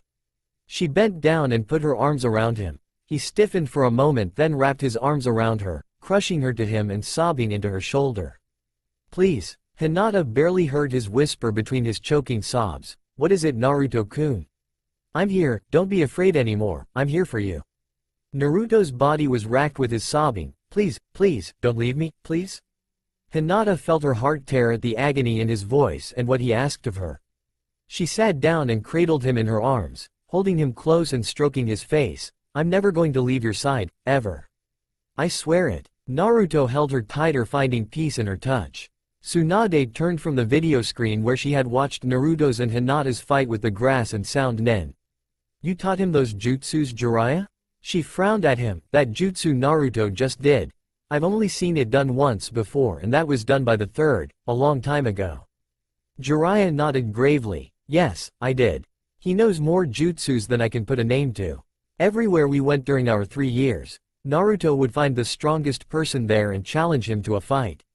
Jiraiya chuckled to himself, though it was a bit grim. He lost more often than not in the beginning, and each time he saw a new technique used on him he'd convince the person he challenged to teach him it. "He had me teach him almost all the techniques I know. Some of them he can't do because they are still too complicated for him. But ones like the Firestorm of the Armageddon jutsu requires very little chakra compared to the amount of damage it can cause. That's why it's a forbidden jutsu." Jiraiya looked Tsunade in the eye, who was overcome by shock. "You have to admit he did have use for it. I'm just worried that he'll have to use it more often now." The two former teammates stood in silence watching the video screen as Naruto found the Heaven Scroll and then broke down with the realization of his deed. Tsunade felt a well of concern nearly overwhelm her. Jiraiya heard her sniff and turned to see her wiping tears from her eyes. "He's no longer a child anymore, Jiraiya. He's beginning to lose his innocence." Jiraiya smiled knowingly. "Ah, that's why you put him with the Hyuga girl, didn't you? She'll keep him alive and well, physically and more importantly, emotionally." Tsunade nodded, smiling a little bit. "He's in love with her, I can tell, he just doesn't know it yet." Jiraiya nodded. "He's in good hands." He paused for a moment. "Oh, and another tidbit about our favorite ninja." Tsunade looked up from the screen questioningly. "He's mastered it." Tsunade frowned. "Mastered what?" Jiraiya smiled. "The Rasengan. He's mastered all 9 steps." Tsunade frowned, stunned at this statement. "But there's only 8 steps." Jiraiya chuckled at that. "He found a 9th. And he can do it. He hasn't used it on anything other than inanimate objects. But I fear he may have to use the full power of the Rasengan sooner than hoped." Tsunade was numbed by this tidbit of news. Amazing, his brother would have been proud. Jiraiya looked up meaningfully. His entire family would have been proud. Tsunade, his entire clan would have been. They stood outside the door to the tower. They hadn't run into any other teams while on their way here. It was the 3rd day. They had camped the night before away from the wreckage that Naruto's jutsu had wrought. They had slept in each other's arms again that night, finding peace and warmth with each other. She was never going to leave him. She had promised it, and like him she intended to keep that promise. That morning they had awoken in each other's arms for the 2nd time in 2 days. "I'm sorry, Hinata-chan, about yesterday. I didn't mean to break down like that." They were both still wrapped in the blanket and neither of them had made any move to get up. Hinata touched his face, and looked into his eyes. It's okay, Naruto-kun, really it was." Naruto smiled and hugged her again. "Thank you, Hinata-chan, thank you so much, for everything." Hinata couldn't believe it. He was thanking her? "No, Naruto-kun." Naruto frowned worriedly down at her. "Thank you, for everything." They held each other then, finding a comfort that they had never felt before. It was many minutes before they parted, pink in the face and smiling to themselves, and began to pack up camp. Now here they were, 3 days of trekking through the forest and braving its dangers. "You ready, Hinata-chan?" Hinata looked up, remembering this morning and turning pink at the thought. Naruto-kun was back to his original self now. He had told her that it was because of her he had been able to make it through. She felt extremely proud at that statement and a bit of determination began to form in her chest again. She would never leave him. She would always be there for him whenever he asked. She couldn't help thinking that he had made that exact same promise and that he also was going to keep it. She looked into those beautiful sky blue eyes and found warmth. The only other people who had ever exuded so much care with just a look were her mother and Neji Nisan, ever since he started looking out for her. She smiled one of those smiles that for some reason made Naruto's heart skip a beat and begin to speed up. For the life of him he had no idea why. Why yes Naruto-kun, we are ready. And with that she did the bravest thing she could have done. She grabbed his hand and began to lead them inside the tower. Naruto allowed himself to be pulled along, feeling something warm come over him at the touch of Hinata-chan's hand. Tsunade was right, he was in love, he just didn't know it yet. That's all for now. If you want to see next part, then please like this video and subscribe my channel. Thank you.